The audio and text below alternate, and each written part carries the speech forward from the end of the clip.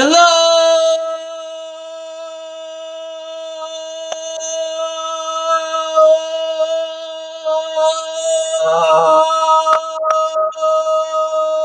everybody. We have our good friend Kurt Bergland here, and we're going to talk some Pine Tar baseball, some Glory Days boxing, and other things. But what I'd like to tell you, please check out Kurt Bergland's YouTube channel. If you have not subscribed, please do so, because you're missing out on a lot of great content, a lot of inside stuff regarding Pine Tar baseball. And not just that. Kurt Bergland does book reviews. Kurt Bergland does game review, lots of baseball games, a ton of baseball games. And he's joined the Glory Days boxing fraternity. So, Kurt, how are you, my friend? Hope all is well. We got Larry Harris here. How you doing, Larry? Hi, Larry. I'm doing well, Al. Thank you very much. This is a lot of fun to join you on a chat. It's been a long time. So, yes, yeah, it's been good. It's been good. Excellent. Well, first of all, I'd like to say thank you for creating such wonderful teams in Pine Tar baseball. And also a lot of free, I'll call them free sets. It's not the, it's free sets. You did the 2020 player sets where you can make your own teams free. Right, about 120. Something actually, like that. That's right. You did a few more. Yeah. So those are available on the Facebook page, or as Mom would say, face page. Get to the face page. Yeah, those are projected cards for projected stats, and that was good.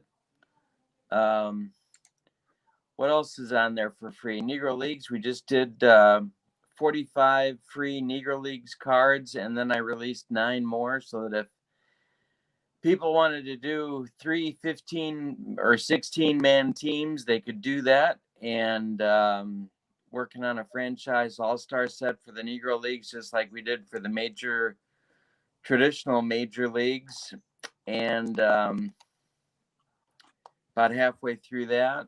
And there's a 1934 Philadelphia Stars team on the face page as well. And yeah, so there's a bunch of, and the game is free. You can go to ttlbaseballgame.com and check it out. PDF of the game. So the link is on the page, on the YouTube page, and also in the chat on Kurt Bergland's YouTube page channel is pinned to the top of the chat, so please check it out. And before we go any further, hello to our good friend TribesFan879, another wonderful YouTube content creator, and Sportsman Z Bob. Love his channel, another fun channel. Please check out these wonderful channels.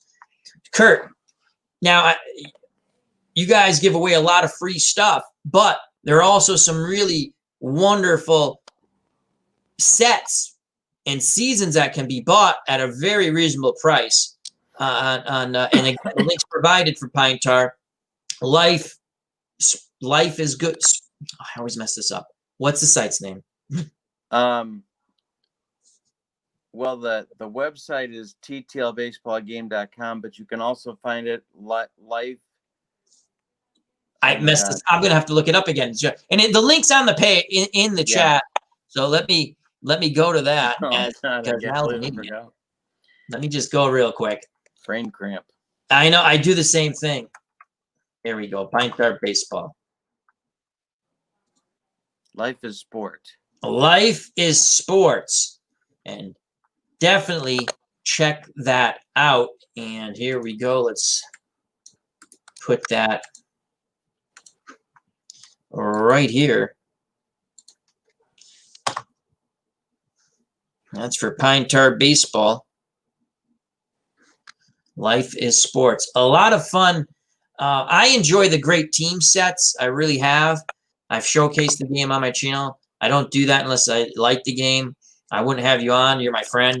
I met you through Pine Tar baseball, and it's just awesome. I enjoy the game. I love the pitcher home and away splits. Very unique way of looking at it. Very unique way of doing ballpark. It's basically ballpark. That's right, and it's and the other part that's unique about the pitching is that the grades change or can change the third time through the order. Right. So, and the data, even going back now a ways, shows that even 60s, 70s, 50s, 40s, something happens to the pitcher, whether it's stamina or he doesn't have enough pitches to stay on top of the opposition. That third time through, oftentimes, not always, but oftentimes, the offense catches up with them, and so the pitcher either has to introduce another pitch at that point in the game and start giving the batters something else to think about, or they start getting hammered because their stamina is going. And so the game tries to. We look at the data for how ERA and WHIP changes the third time through the order, and then the letter grade kind of reflects that the third time through. So that's a unique part of the game too. It's very unique, and I enjoy it a lot. It's fun to manage the pitching staffs. And if someone disagrees with that, just think about how the way. And I don't like the way what they do with pitchers nowadays. But what do? They don't want that pitcher to go through that lineup too many times because they're going to their bullpen. Again, I don't like that. I want to see DeGrom pitch. It's the only reason why I watch the Mets, to watch DeGrom pitch, because I like watching him pitch. But it's an interesting concept, which is based statistically. Right. I mean, it's I've got an old Sporting News around here somewhere. There's an interview with Steve Stone from 1980, and they're asking him, what in the world changed? You went from being kind of 500 to being the Cy Young winner, and he said that Ray Miller told him that the mistake he was making. This was the Orioles pitching coach at the time. Ray Miller told him that the mistake that he was making in his career was that he was using all of his pitches in the first 2-3 innings. And they're seeing it. As soon as he started holding one back, whether it might not be the curve because that was his best pitch, but maybe a changeup, and then introduce that in the 4th, 5th, or 6th innings when batters start to figure you out, it changes their whole ability to time you and to guess with you. And I think that is Pine Tar in a nutshell. It's trying to reflect who was able to do that and then who maybe doesn't or didn't. And that was something that really resonated with me when I first started to play Pine Tar a few years ago.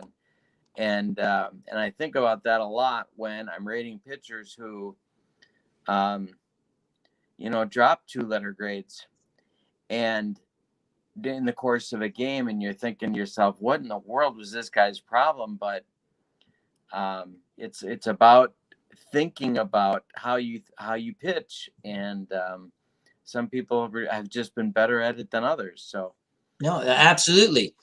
Sportsman Z, our good friend Bob, says managers nowadays use that as gospel, which they shouldn't. They should manage based on what they see on the field. I tend to agree with you should use stats too. And, if your guy falters at a certain point, your guy falters at a certain point. But that being said, I don't think we'll ever go back to the days. I mean, 5 innings is a quality start. I'm sitting there going, what? But that's just me. I'm not going to get it. I go back to DeGrom. I want to see DeGrom pitch. He won the Cy Young. He was 10-8 or 10-9. I think he was 10-9. His ERA was under 2. He was incredible. I watched a lot that year, DeGrom, right? He would either leave the game tied, up by 1, and watch the bullpen blow. This is the year before they get Pete Alonso. They still hit for power. Pete Alonso, he really gave them that extra bat they needed. But he's so much fun to watch pitch, Jacob DeGrom. And I want to see him pitch. I understand they say things like, well, we've invested a lot of money in him. Yeah, to pitch. I'm not saying Billy Martin him. I'm saying, and I'm not making fun. Believe me, I love Billy Martin. There's a reason why the A's, he pitched, the bullpen stunk. and he was paid to win games. So everyone's like, oh, you ruined those guys' arms. Those guys didn't win till he got there. So yes and no. There's two sides to every story.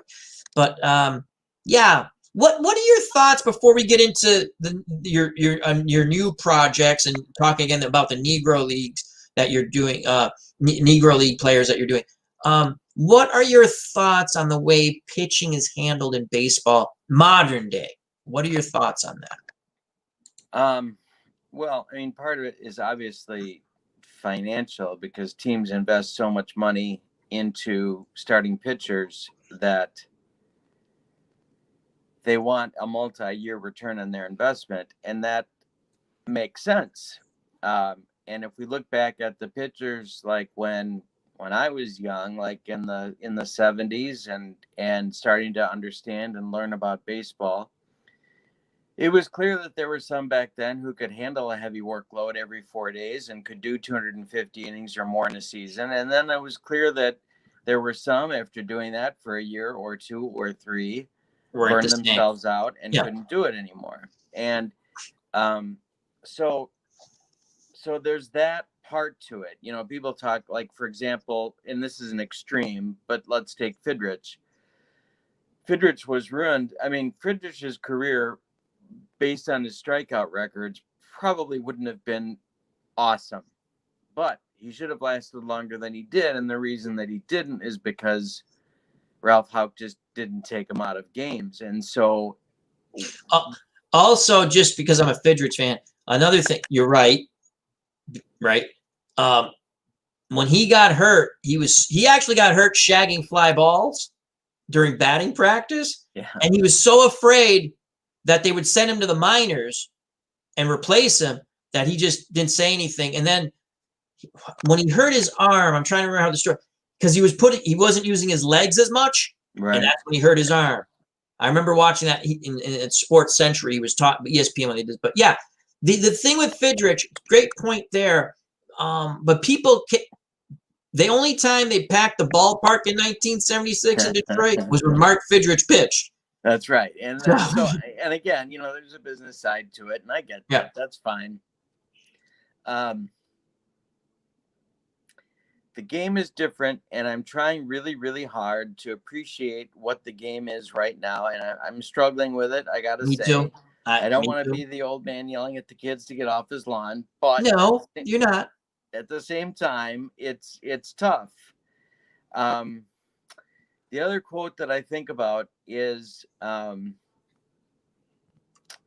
Herzog, who used to say that the more pitchers you use, the more likely it is that you're going to find one who doesn't have his stuff that day. And I think about that when we see multiple pitching changes. Now, I'm not a fan of the 3-batter minimum, but I'm also not a fan of 12 and 13-man pitching staffs. Neither am I. Yeah. So, I mean, because 11, I guess I can do, but I don't know. There's a reason why those guys are 11 and 12. Yes, exactly. And so I guess I'm not a monk on it, you know, like, oh my God, we got to go back to 1920 and have every pitcher finish every game they start. But I'm not where we are today either. So I guess I'm like a half. I guess my point, and let's get to a couple of things in the chat. Thank you very much, Kurt. Excellent. I love your thoughts always. Randy Luxembourg says, see Kevin Cash game 6, Blake Snell. That's my point. The guy's pitching a good game. You might want to ask him, hey, how do you feel? You feel okay? We're playing in the World Series. You feel okay?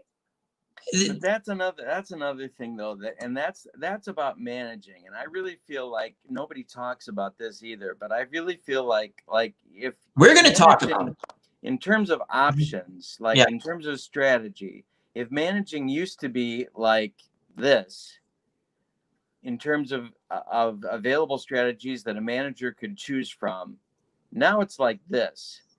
Because if you don't do what Cash did, and follow the analytics in some form or fashion, and you're out here somewhere, now management's going to be all over you, because where's the data to back up what you're doing? Everything is so data driven in the game that the manager's job has become a very narrow. Yeah. No, you're right.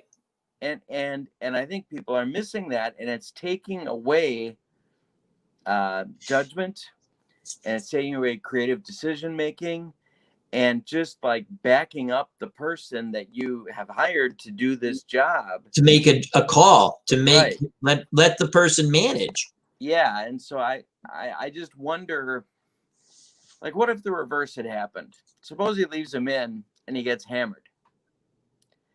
Now, is there a way for Cash to win that press conference? I don't think. But you know, that's not. That's like. I agree with everything you just said. He can. In fact, you put it beautifully. Win the press conference.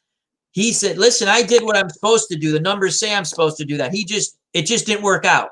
He keeps Snell in. Snell gets racked. They're going to say, why didn't you take him out?" Here, I'd just like to say hello to Roger Ward. Thank you for joining us. And then we got a few more things that go in the chat. Here's my thought process. And again, I'll go back to Nolan Ryan when he was with the Rangers as the president. I think he was the president of the Rangers. You know, he was in upper management. I don't remember his exact title. He wasn't the GM, but he was the GM kind of thing. Right. And they went back to as close as you could get to old school pitching, and I like that. He wasn't going to kill his pitchers, but what he told his team, the way he wanted it, he goes, we got to see if these guys can pitch. And the only way we know if these guys can pitch is if we let them pitch. And his thing was, you need to communicate. You need to look. Because you got to look at stats too. He goes, he didn't say, but you got to communicate and look. If I go out to the pitcher and he's pitching bad, I'm going to take him out. If he's pitching good, I'm going to ask him the question, are you okay? Can you give me another inning? And, you know, but if you're the pitcher, and even if you're pitching good and you realize, yeah, I'm starting to get my arm, you have to communicate that. I think now, and I'm not an expert, I don't watch as much baseball. I actually listen to more baseball than I actually watch, but it's just because I enjoy the game. My point being this. You have DeGrom. Again, I'll go to DeGrom. He's probably one of my favorite baseball players of modern, you know, of this era. I like pitchers. Jacob, can you? In my opinion, I bet you he can go 7 innings. And you know, maybe there's a day he's tired and he can't. That's when you sit there and you go, you don't go 7 innings this day. Or would you rather? I go back and forth in my head. Do I want to see a 6-man rotation? Let these guys pitch. But again, there would be a reason why that guy's the 6th guy. He's not as good, and you're not going to get. Again, they're never going to go back. It's insane to think that there are 3-man rotations, and they're pitching every third. It would be every third day. 2 days off, get back. Now, that being said, everyone thinks, oh, my God, there are a lot of spot starters in that day. Go back and look. You'll see guys who threw out of the pen and then would start a game. There's a lot of spot starters. So, again, I think if I could do it, I'd go with a solid 4-man rotation. It's never going to be done again. And I'd want your bullpen has to be pretty good. Again, the better the pitching staff, the better you can do. I just, for the really good pitchers, again, I go to DeGrom. Let them pitch. If the guy says he's tired, or the eye test, and you can still use your analytics. I'm not saying not to use analytics. Here's the thing with sabermetrics or whatever it's called. Here's my example of where it goes wrong. The Red Sox, this is going back years, got Mike Cameron, not Kurt Cameron, Jesus. Mike Cameron. Yeah, Kurt Cameron playing center field. That would have been something interesting. Got Mike Cameron from the Mets. I can't remember. I think he was a free agent. Listen, I'm not lying. That's when that baseball package came out. I watched a ton of baseball. People don't understand how much I loved baseball. I still like it. I just don't. watch. Even the Red Sox, I don't watch as much. I listen, right? But I watched everything I could with that. I was like, I get to see all these even more teams I want to see, right? And I followed the Mets a lot and the Red Sox. The only time I didn't follow the Mets for a little while when they beat them in '86 because I was just mad. But it has nothing to do. Hats off to them to win. Just had the Red Sox not been in the World Series against them, I would have been rooting for the Mets, right? But they got Mike Cameron. They moved Jacoby Ellsbury to left field. And they're saying, I remember Theo going, well, we have this fielding rating thing. I'm like, are you out of your effing mind? I've watched this guy for the past 2 years with the Mets, right? He's not the guy from Seattle. I will agree with you that if he was the guy from Seattle, yeah, I'll put him in center field. But you see what I'm saying? Yeah. They come up with, so you have to use statistics, but you have to use, okay, Billy Beane was right when he did the way he put the team together because of the money he had to spend. Brilliant, okay? But you can't do that with everybody. It's not going to work. He had a very good mind for that, and he thought outside the box. He had to. And he put together very competitive teams. The thought process was excellent. But what did teams do? And we'll get to the chat in a moment. Remember, take pitches. I remember me, my dad, and my uncles were sitting there watching and go, why don't you just throw an effing strike? They're not going to swing. Lob it up there. They're not swinging. And when teams started to throw strikes, right, you're going to have to swing. You're going to be in the hole too much. That's all I'm saying. Sometimes you have to use the eye test too. And let's just go to the chat real quick. Randy Luxembourg, during the season, that's fine, but not in the World Series. I agree with Randy. Snell's a good pitcher. You have to ask him, can you go? And he's got to tell you honestly, yes, I can. And you can still have the guy ready, right? To sit there and go, okay, I'm taking him out. Appa Brian, another fun YouTube channel. Check him out. Bleacher Bums Gaming, the creator of the best boxing card and dice game. What I love to play, Glory Days boxing and Pine Tar baseball. So thank you very much. And where's Sportsman? Here it is. Same with closers. If you pitch the closer before the 9th and or more than one inning, or you don't bring in the closer in at all when another pitcher is pitching great, you get crucified. And again, great points. You were bringing that up, Kurt. Yeah, I think he was talking about when you were saying if you don't make, but you said something interesting. How does he win the press conference? Well, I think you're right. And that's you. And once the press conference goes bad, what choice does management have but to can him? You know that would happen. If he overworks Snell or pitches Snell into the hundreds for a pitch count, I know he wasn't even close. But if he did, then, or if the perception was that he overworks him, right, and he loses the game and he loses the series, Kevin Cash is not going to be back as the manager. He's just not. I'm not disagreeing with anything you're saying because it's brilliant the way you put it. How does he win the press conference? To me, again, I get crucified because I'll say something like, I wish Billy Martin managed the Red Sox. I really do. I'm not making that up. I love Billy Martin. I love the way he managed. I love that if you gave him his play, I'm not saying he was always right. And I'm not saying he was the best people person. He either loved you or he hated you. And if he loved you, he'd do anything for you. And if he hated you, see Reggie Jackson. Mm-hmm. He didn't like you. He didn't care. He didn't like you. You weren't his type of player. Because there's always, you can read things and they'll say, oh, Billy Martin was a racist. But then you'll hear Willie Randolph, who's also African-American, right, speak very eloquently of him. He was you just had to understand Billy. That's the way Billy was. Right. And again, I'm not agreeing or disagreeing. I'm saying you have to let the manager manage. But here's the other thing. They've taken the personality out of the managers. They don't manage. They have this. And Anthony's a football coach. He's in the chat. This is what it drives me nuts, and I'm just going to bring up football for a second. Kurt, is it that mind-boggling to determine when to go for 2 points in NFL football? I don't get it. Because then you see them do this. They go. Yeah. I'm like, why don't you just kick the extra point until you need to go for 2 points? You know, I don't get it, but whatever. But that's my point. Everyone's gone to, this is the formula.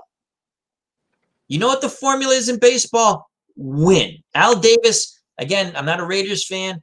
I did like Al Davis just because he was Al Davis and he was fun to listen to and he was smart. And again, I didn't agree with everything he did, but just win. Just win. Baseball's become, you got to let your starting pitchers pitch. You brought up a wonderful point, Kurt. You talking about the bullpens, right? Why do you have those extra 2 stinky pitchers? They suck. I'll just use the Red Sox. Now their whole pitching staff sucks. I couldn't name we looked at the rosters at work the other day, myself and my good friend Chris Anderson, which we've named the Chris Anderson scoreboard for. We were like, who are these? Like, you know, that Cleveland, the Cleveland Indians movie. Why can't I remember the movie? Charlie Sheen. Oh, Major League, yeah. Yeah, and you're like, who are these guys? They're horror. Who are they? Now they might turn out to be great, but the Red Sox, right? They had a bunch of stinky pitchers. Is it really necessary to bring in? Why not just let that guy get wrapped? Give me the extra whatever. The guy who might be able to pinch hit in a big situation or run a bit. I don't. And everyone's going to say, you need all those pitchers because I know what's coming. This guy's got to pitch this inning and this guy's got. And then, you know, what happens if you want to go lefty, right? You know, you have to let your good pitchers pitch. Don't overuse them. There has to be communication. That's all I'm saying. I just drives me nuts. All right, I can see some stuff in the chat. Let's go to Anthony. Chris Sales would explode. Martin would expect a complete game every time from him, but he's right. But that's where Martin would be. You know, Chris Sales had an arm injury, which my friends who are Red Sox fans, who I'm friends with, we're sitting there going, why doesn't he just get the operation then? Which he didn't.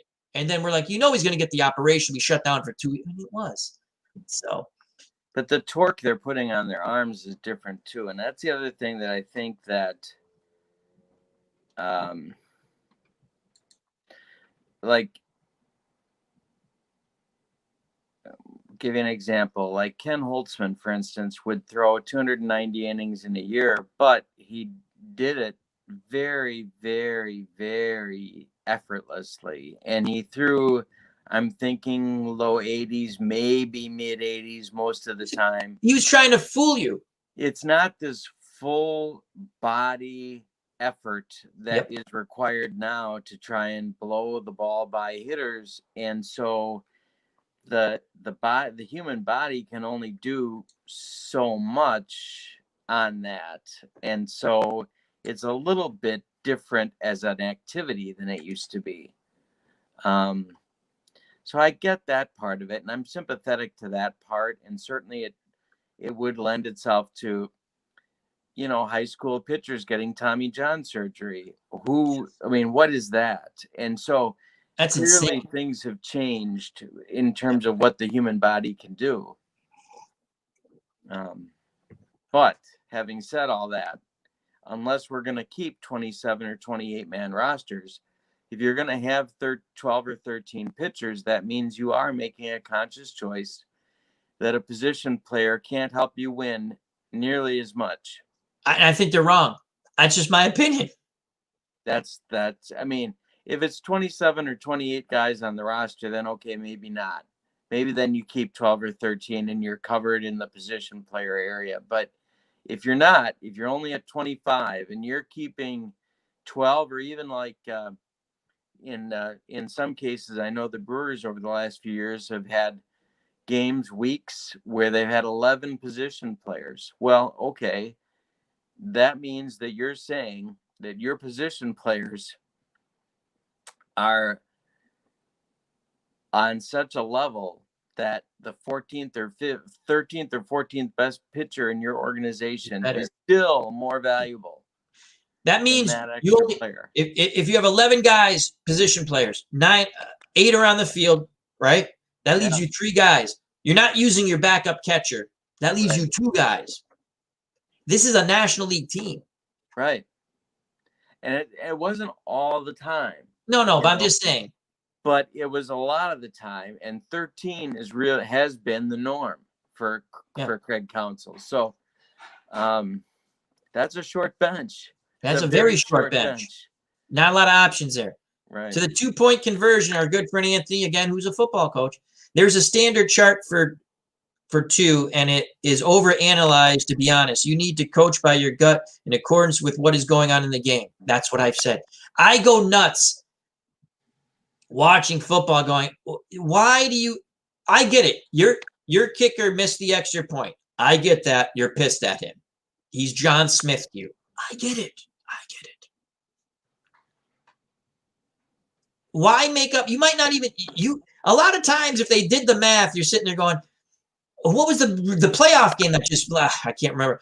But literally a field goal would have tied the game because they kept going for – the other team kept going for 2, and I'm like, you should have kicked the point, and now you forced them to get a touchdown. Now, they still won the game. I'm just saying, but you put yourself in that position. Right. It's a good example of over-analyzing stuff.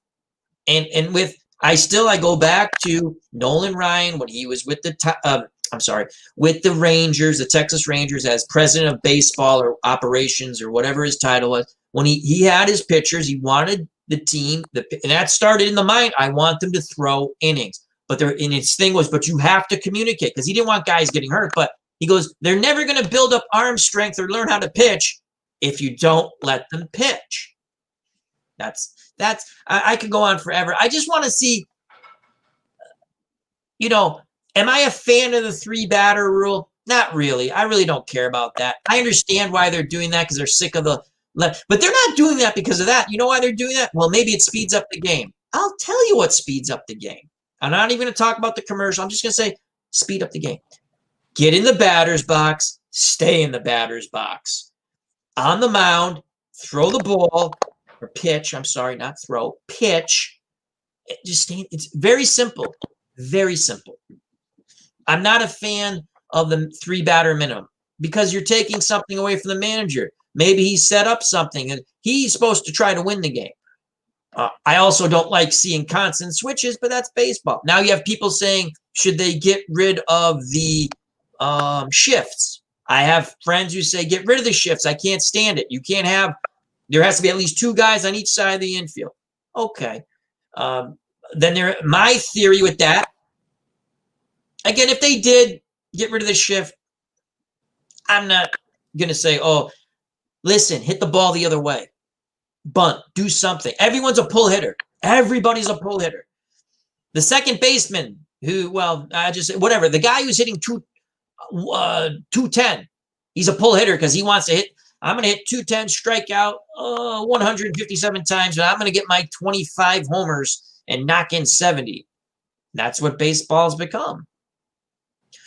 That's why I watch pitchers. I want to see strikeouts. People are like, oh, I want to see this. That's cool too, but no one.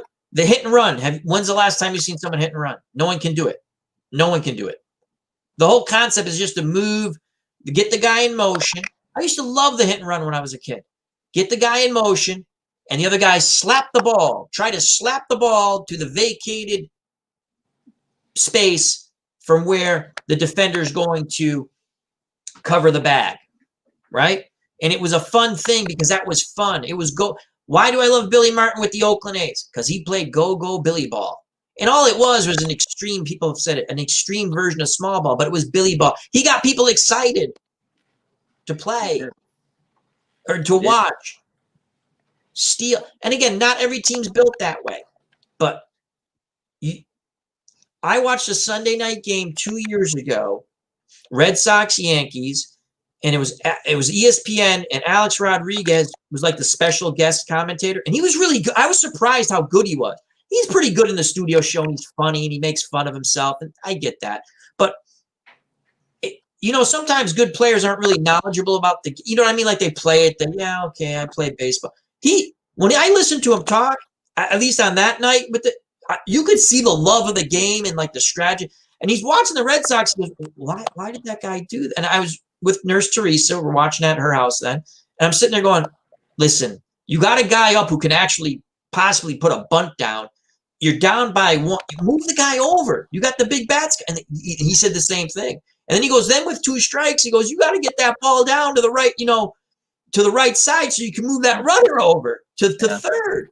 Yeah. No one plays that way anymore. And I was in shock to listen to him say that, and just listening to him in his mind, how the strategy, and he said, they just don't play the game like they, and I'm not saying he did that all the time, but I'm just saying he understood in this, you have this guy up, he can actually possibly bunt. He's not one of these guys who don't know how to bunt. They didn't do it. So I actually think that's cyclical. I think that's going to come back. I think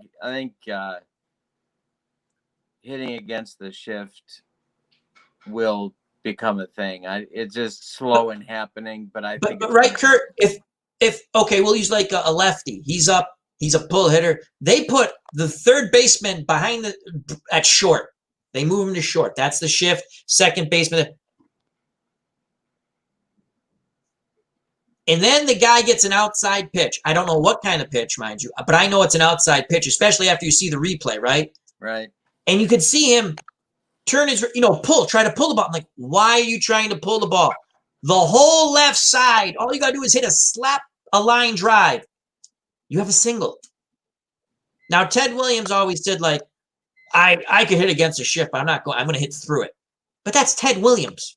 And you know what, Teddy Ballgame, as much as I love you, had you hit the other way, you would hit 400 almost every year. So I love Ted, though. But it's just, I don't know. I like the go-go style of baseball. I want home runs, too, but they hit home runs back when we were younger. Sure. So let's chat real quick, and then we'll discuss you want to do the 8-team set or the Negro Leagues? Well, sure. The Negro League set I'm working on right now is about half done. It's 12 franchise all-star teams taking typically the third best offensive season from the player, and then career data on fielding and base running and stolen bases and throwing. Why did you take the third best year? James and I did that when we created the the traditional. Franchise the best players for a franchise. Yeah, and we did that because we did not want peaks. We want prime. So we figured that the outliers on a replay, if you wanted to do a replay with the franchise all-stars, you could get Ruth hitting 60 homers, but why set up the card so that would be the baseline? So instead, we went down 3 years for the expansion and forward teams, and 4 years for the teams that have been around longer, to try and make it more balanced, I guess, to give the California Angels a fighting chance against the Red Sox and so on. So I don't want anyone to have a fighting chance against the Red Sox. So I'm about it's going to be a 225, maybe 240 card set. I'm in the hundreds somewhere. So that's coming, and I've said that'll be ready by opening day, but probably sooner. And then the other thing that I'm working on is an 8-team great team set, and I haven't figured out all the teams yet, but it's going to be teams from the 60s or 70s or 80s, and ones that we haven't done yet, and were noteworthy for some reason. So they don't have to be a playoff team, but they probably will be. They certainly don't have to be a World Series team, but there has to be something unique about them and that makes them stick out. And so I'm going to do, instead of doing, for a long time I was thinking, I got to do a 16-team set. And now I'm thinking, well, maybe not. Maybe I'll crank out some 8-team sets. And then if people want to make a larger tournament, they'll be able to. But with an 8, they could still do a tournament and have that work out right. So I've been tossing around some teams to do. And I know that I mean, I've got the 69 Mets ready. I've got the 74 Dodgers ready, and I've started the 75 Red Sox. So those three are givens, but I just haven't settled on the other five. So I'm talking to all sorts of people about, you know, what team would they like to see in there, and then we can finalize that with the idea that after that 8-team set is released, there will be another one coming during the baseball season that'll come out as well, maybe around or shortly after the All-Star break, something like that. And can we mention that the season that might be coming out sometime sooner? Right. So 72 is nearly ready to launch as well, and that should be, I'm hoping that's a February thing. And so and I am about, I would say, well, I've got the American League done for 1920, and I think I'm 2 teams into the National League. Those teams, of course, back then, I mean, there were only 16, and there were only basically 23 guys that you could create. Maybe you've learned with the Negro League teams, you've learned that they care. I think there were some teams only carried 17 guys. Right, or fewer. So fewer. Yeah, so that goes quicker. So 72 and then 20 and the Negro Leagues franchises and the great teams. Those are the Pine Tar projects sort of in the works. That's excellent. You've also developed, and let's go to the chat, then we'll go to the new pitching chart, advanced pitching chart. Let's see. Our good friend Anthony from Bleacher Bums Gaming, you get rid of the shift by learning to hit the opposite field and bunt and use the whole field and what they give you. Absolutely. Absolutely. And again, this goes back to the other conversation. And like you said, I hope you're right, Kurt, that it's cyclical. Oh my God, I pronounced that word right. Everyone clap. Cyclical. I didn't say shitlical. Oh, never mind. Good thing you didn't say that. Now, first, I forgot. I wanted to do this, and see, I just thought of it. This program is brought to you by Lakeside Beef. Beef in a can. Go get it, Kurt. Do you have it? Here it is, baby. Lakeside Beef. Enjoy Take a spoon of this. And it's not just beef, Al. It's juices. Beef with juices. And juices. Lakeside Beef. Yes. A spoon of this. And as Kurt, what do you say? Well, you'll be dead before your head hits the table. That's right. And brought to you by, I love that. That was, then you had, what was it, the lobster? What the hell was the crab? Oh, that's my deep, where did you find this stuff? My deep sea wild Alaska pink salmon. Salmon, that's that's good stuff. And it's in water, so don't worry about it spoiling. Safe. So if you want to do a little surf and turf, Lakeside Beef, and pink sea salmon. And that's what the show, those are our sponsors for their lovely show. Yeah. Anyhow, thank you for being a good sport, Kurt. Let's go over here. Oh,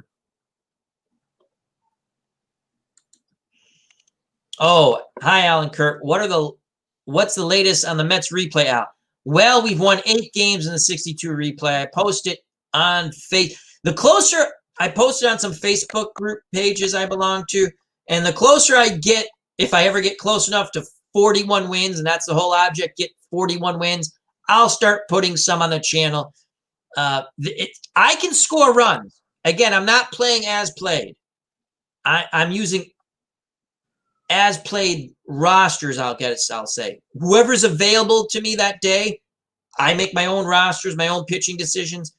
The Mets currently are number 2 in runs scored in the major leagues. We figured out line. I had a guy, I'm going to forget, it was Mike Marshall, not the pitcher Mike Marshall. Right? Was that Marshall? Was that Mike Marshall from the Dodgers? Not him. I want to say it's Mike. His last name's Marshall because I made up a little song as I was playing because he was insane. And he ended up getting traded to Pittsburgh in May, right? May 8th or something like that. So I lose him. But the point is they never really played him enough. And he just crushed right-handed pitching. So I just put him in the number 3 slot. And I came up, we did the mash. We did the Mike Marshall mash, the Marshall mash. Nice. And it was just the whole thing. And we got Throneberry. So it's fun. It's tough. I can score runs. I can't pitch. They're bad. Al Jackson was good, though. Al Jackson, people forget about, but he was pretty not tough. bad.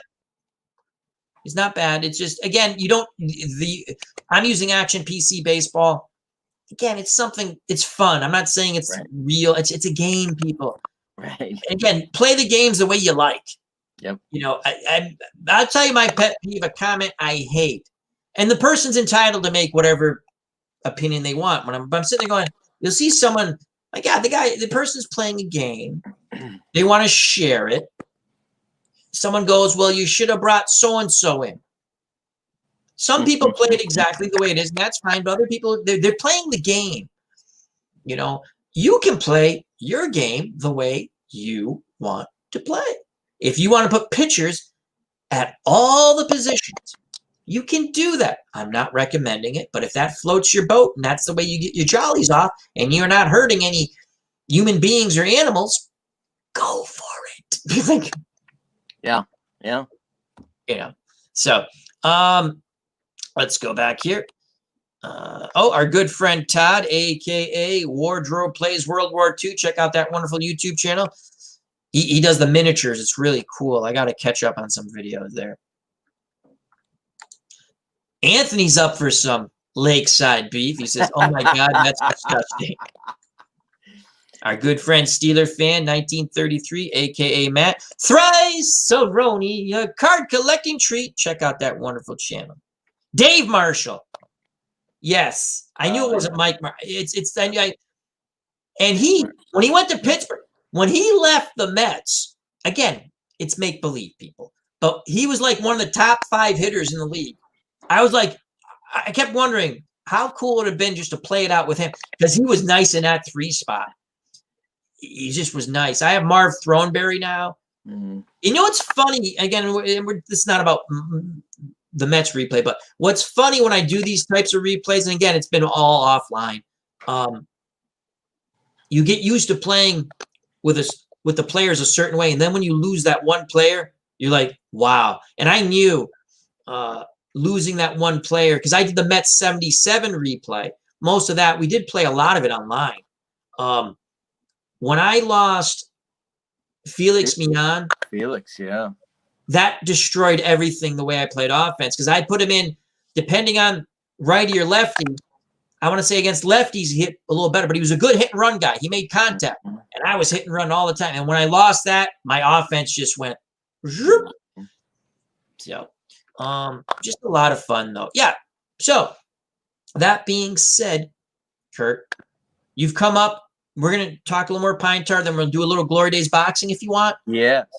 Because I'm enjoying your Saturday night at the fights. It's going to be a regular thing. And it's funny. Last week, Anthony texted me before, and I didn't look at my phone because I thought about it. And then I was like, well, he's going to be streaming, so he probably won't want to come on. I thought you were going to do the fight live. So we kept waiting because we were going to we were saying, we're all going to go over to Kurt. When Kurt comes on live, we're going to say goodbye, and we're all going to go to Kurt. And I kept looking at the phone going, I'm not getting any notifications. So we just kept going on and on and on. Yeah. I couldn't get it going, and then I couldn't even upload it. It was taking me forever to get it uploaded. So it was a fun fight, and don't spoil it. We have Leonard and Hagler coming up this Saturday night, and I've done that one, and it's incredible. Oh, awesome. So then I had so much fun doing that one that I did Hearns and Duran. Nice. So there's going to be, I don't know if I'm going to put them both Saturday night. I might do one Saturday. I'll do Leonard and Hagler on Saturday night, and then I might do Duran this and Hearns on Sunday. But that's cool. But they were both completely amazing and so much fun to do. I'm sure that I'm making some mistakes still. Yeah, but we all do. The game just flows. It's an incredible game. I've said that. Glory Days boxing. What I like about Pine Tar baseball and Glory Days boxing, to me, hello, Mousy Dread. To me, they flow. Yes. And the thing that I really like is that when I look at a Glory Days boxing card, I get a sense of the fighter. Yep. And that's not the case with some other games that I've tried for boxing. And so it's wonderful. So the game is set up well, but the card actually tells you something. And Absolutely. and it just makes it a lot of fun. And I'll just show you, because I've been playing a lot of it, because I've decided, I mean, other people want me to play other things on my channel, and they're probably right. I probably get whatever, but I want to play the games I want to play, and they're fun. What you know, again, this is supposed to autofocus. This freaking camera I bought, which doesn't autofocus. Why don't you set up this way? Because of this camera, it doesn't work the way they say. So what he said, these beautiful cards, Glory Days Boxing. See that? And it does give you, and the majority of the results, just like in Pine Tar Baseball, it's right here on the card.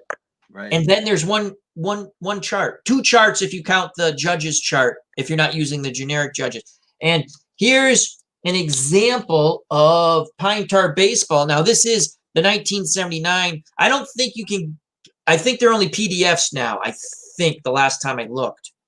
But are they going to be, these are the world, you know how you had the World Series teams for certain years? Yes. And I got to talk to James about that. It always depends upon, well, actually, last year it depended upon COVID and printing timelines. Right. But I think we're past that now. And so if it doesn't, delay things ridiculously in terms of production timelines.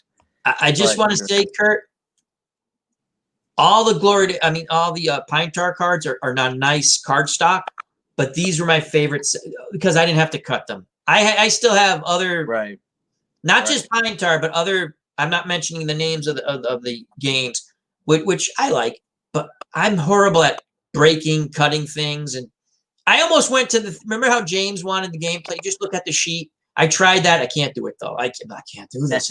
I know, me too. I need the card. These are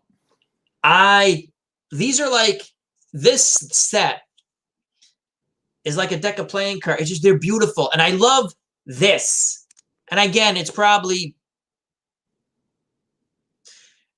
it's probably more cost to do this, but oh, it's so great.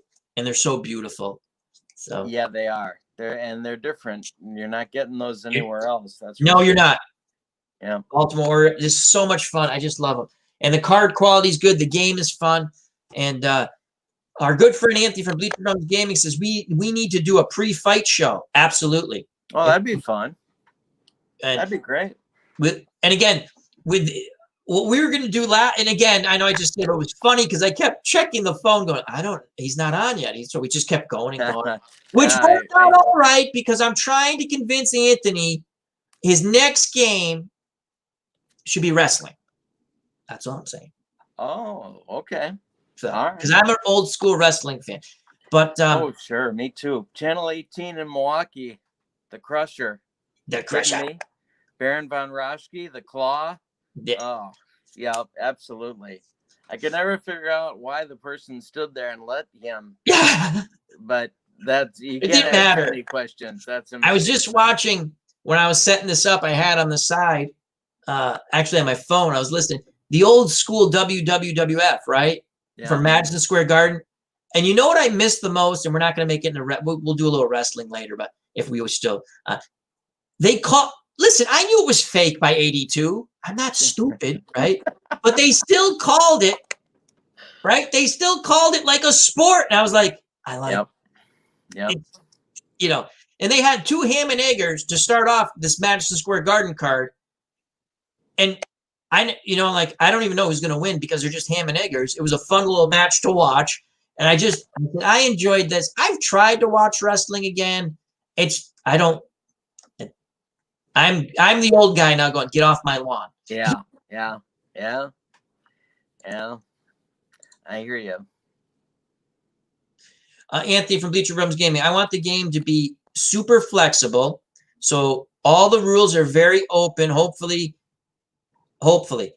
Thank you, Kurt. Oh, the game is great. And we'll talk a little Glory Days boxing now. Absolutely. What I like about Glory Days boxing, I've said it. Kurt's said basically what I'm going to say, and I've said it before. The game flows. You roll your dice, you get a result. Especially if you're a boxing fan. If you're a boxing fan, I wanted Mike Rossman to fight John Conte. It never happened, but I can make it happen. I can. Yeah. You can do whatever you want with Glory. In any sim you do, play the game the way you want to play it. Again, it's your game. Once you buy it, you can change everything. Right. I have a home brew rule. Now, do I play the game perfect? No, sometimes I make mistakes. I go back, I listen to my streams, and I look, I made a mistake there. But what can I do? Sometimes I do the thing. I had an event happen. I had no clue. I said, well, I'll make a judgment call because I'm not going through that. It's a weird kind of, I've never had this. So you just do your common sense. The game for Glory Days boxing, you roll, it flows. It was funny when you brought up, I think you brought up title bout, the original title bout. You said you played. I played. I still have it over there.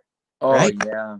I played hundreds of bouts. Oh, Hundreds of them. tournament after tournament I play. Oh, yeah. I enjoyed it, and I still like it. Could I go back to it? It'd be very difficult for me. Because this game I roll, I know exactly what it is. I don't have to flip and go, oh, this is that. What Anthony's done, and same thing with Pine Tar Baseball, it has taken the complexity of a game, and it's condensed it. I don't want to roll 42,000 times. That's just me. Some people want to roll 42,000 times or flip 4 million. I don't. Yeah. I'm gonna be honest. I own other boxing games. I have Title Bout Championship. Yeah, Title Bout Championship boxing on the PC. Fun game, just over $13. Highly recommended. It's a pure sim though. But you can learn a lot about the fighters. They have fighter cards, but you just watch little guys whack each other and you see, it's a text base. But it's fun. And I'm going to get back to my tournament, heavyweight tournament. I got to finish that. It's a lot of fun. I just love playing Glory Days boxing because I see the engine. Yeah. Now that I see the engine, I like the engine. Yeah. Open engine for that. I have Title Bout 2 on PC because I hate card flipping. I don't mind if the computer does it. I have fun with that too. But I love Glory Days boxing. What I like about Pine Tar Baseball, you roll, there's the result. And sometimes you have a couple other rolls, and sometimes I butcher that too because I make a mistake. But oh well, that's what it is. But I like that. I'll even say Strat. What I like about Strat, you roll, you look at the card, I know the result. It's just me. I've never played APA. I've watched people play APA. I enjoy listening to the names and how they call the game. I have PC Replay Baseball. I don't think I'd ever play that card in, tabletop version. But what I like about that game, it's a fine game. I like playing it on the PC because, what's it called? Less of a footprint. And it does the chart lookups for me because I'm not good with chart lookups. But I'm like APA as I play, or people who've played APA, because I've never played APA baseball. The closest thing was that NGN3 or something like that. It's like an APA version. Oh, yeah. And that's a fun, again, but with that, you start remembering the numbers, what's good and bad. And so that's fun too. And I get to roll my own dice. We got some new people in the chat. Dave Gardner, Uncle Dave, how you doing? He's going to have on Friday, him and Uncle Ron on Digital Dice. I don't know if they're uploading it Friday. I believe they will. The creators of Franchise Hockey Manager 7, which is actually a fun game. He did a little stream on it today while I was at work, and then work called me away, so I had to do work.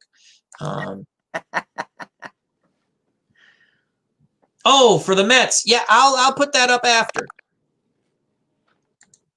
And then Roger Ward, Lakeside Beef. It's for dinner. Yeah, your last dinner. Yeah. Bob's Tabletop Sports says hello. And he says hello to Kurt. Bob. Our good friend Sports Time Machine. Check out these wonderful YouTube channels.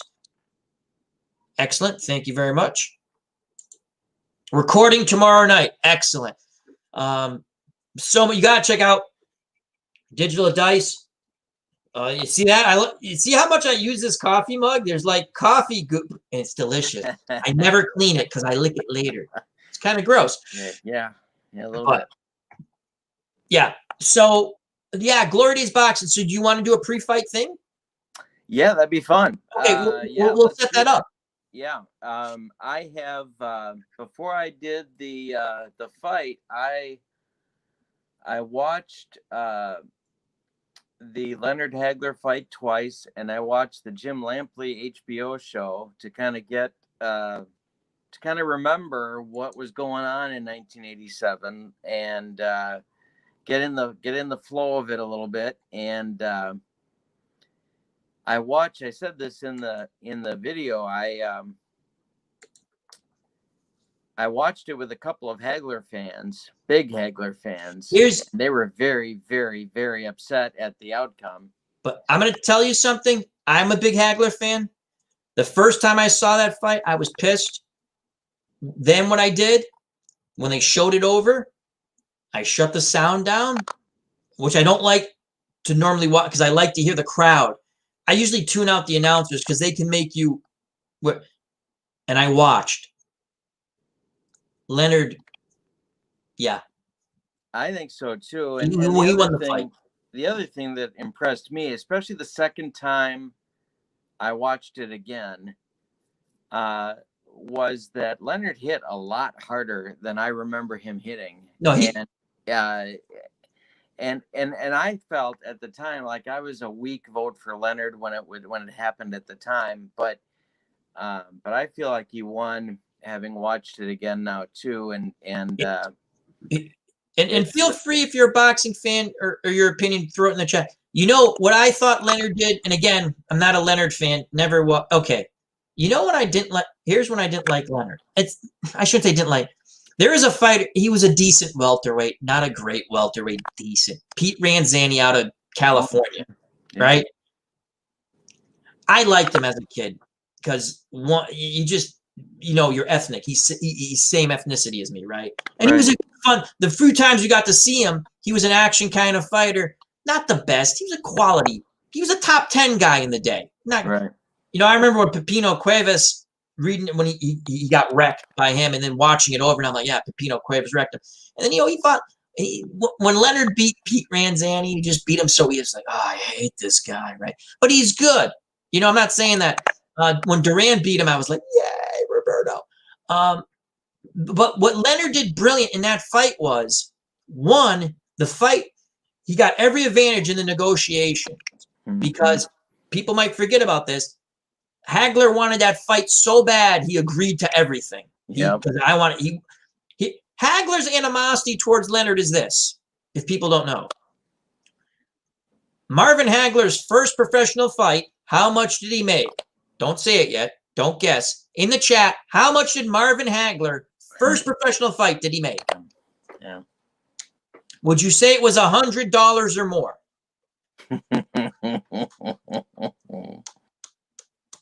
Okay. I'm going to tell you something. It wasn't more than $100. He made $50 his first fight. He sees this guy come out of the Olympics, right? And he's champ or on the verge of being champ. And he made like this ridiculous money. And that's where the animosity came from. And that's all he heard was Sugar Ray Leonard, Sugar Ray Leonard. And that was a chip on his shoulder. What Leonard's people did, and it was brilliant. Negotiations, they got the bigger ring. Yep. They got the gloves they wanted to use. They got, people don't think this is important. They got the mat, the ring mat that they wanted. They wanted it. They didn't want it to be squishy. They didn't want Hagler to be they wanted a fast mat. So Hagler couldn't dig in. The bigger ring was a huge, and the most important thing they got, 12 rounds. Hagler wanted 15. We're not going to fight 15. We want 12. He told his people, I want the fight. Give them whatever they want. I'm gonna knock them out. The other thing is Hagler got old in that fight. Yeah.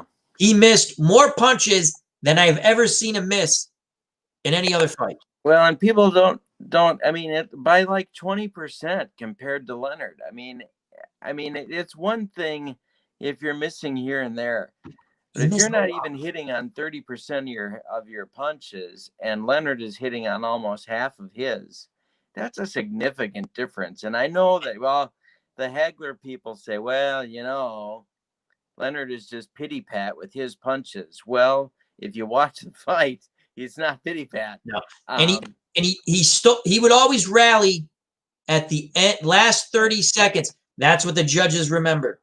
Right. Most of them. So I don't know. And again, I'm not a Leonard fan. I'm not.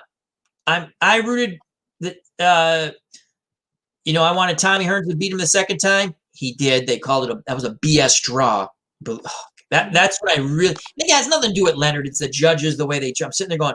So Hearns knocks him down twice, and I think he got a 10-9 round in one, which should have been a 10-8, and he got a 10-8. No, he got 10-8. I'm sorry. And then Leonard never knocked down Hearns. I get you. He battered him. Those aren't 10-8 rounds. No, you just don't do that. They did it to even see. He was good, obviously. I have to say, and I hate saying it, I did think after and I've watched it several times, and I'll probably watch it before Saturday again. It's like watching Bucky Dent hit an effing homer. I do think Leonard won the fight. He rallied at the end, and Hagler missed a lot of punches that I thought he should have landed. It wasn't even so much that Leonard was, he missed.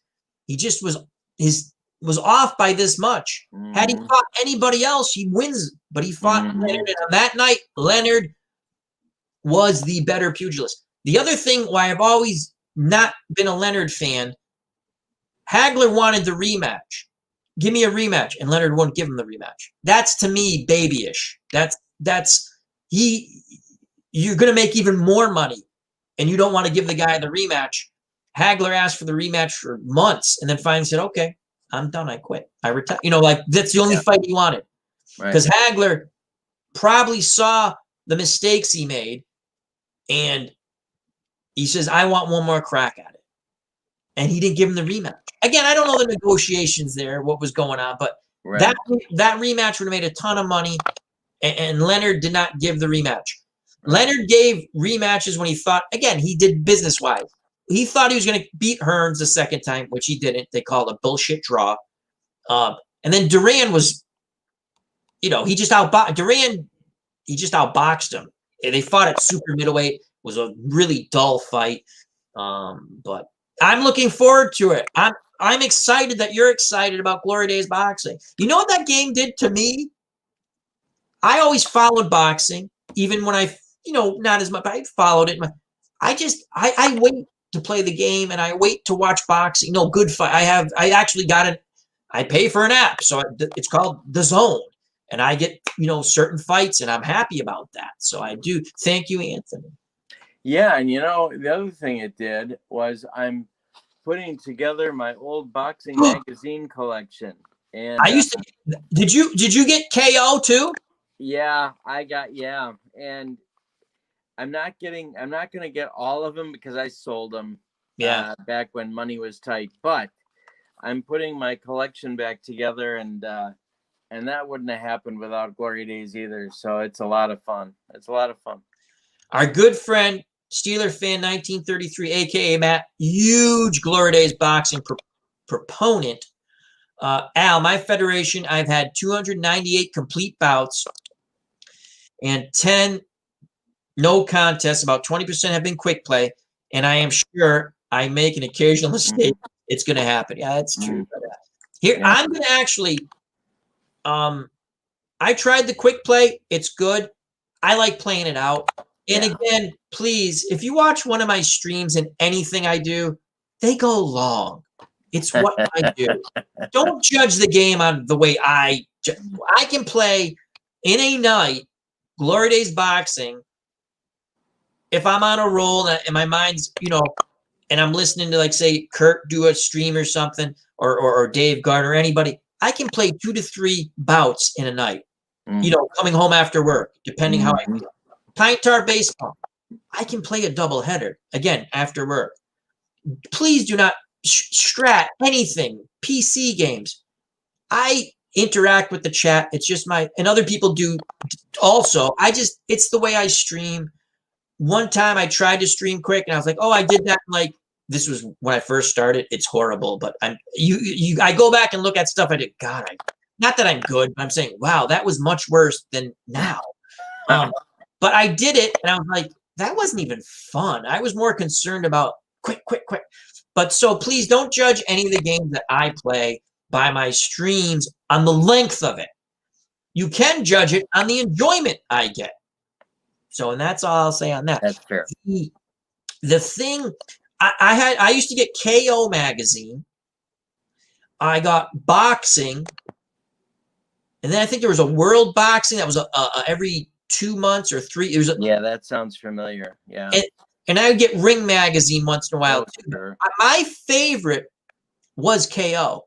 I loved they had always these special features, and I just loved it. And again, this is before the internet. There's sometimes they couldn't find out about international results. I was one of those weird kids who wanted to know who the European champions were, just because I loved boxing, or who there was say a big fight in South America between 2 good middleweights, and it's not like the paper always had those results. You know, right. I'd wait to get that monthly magazine, and right.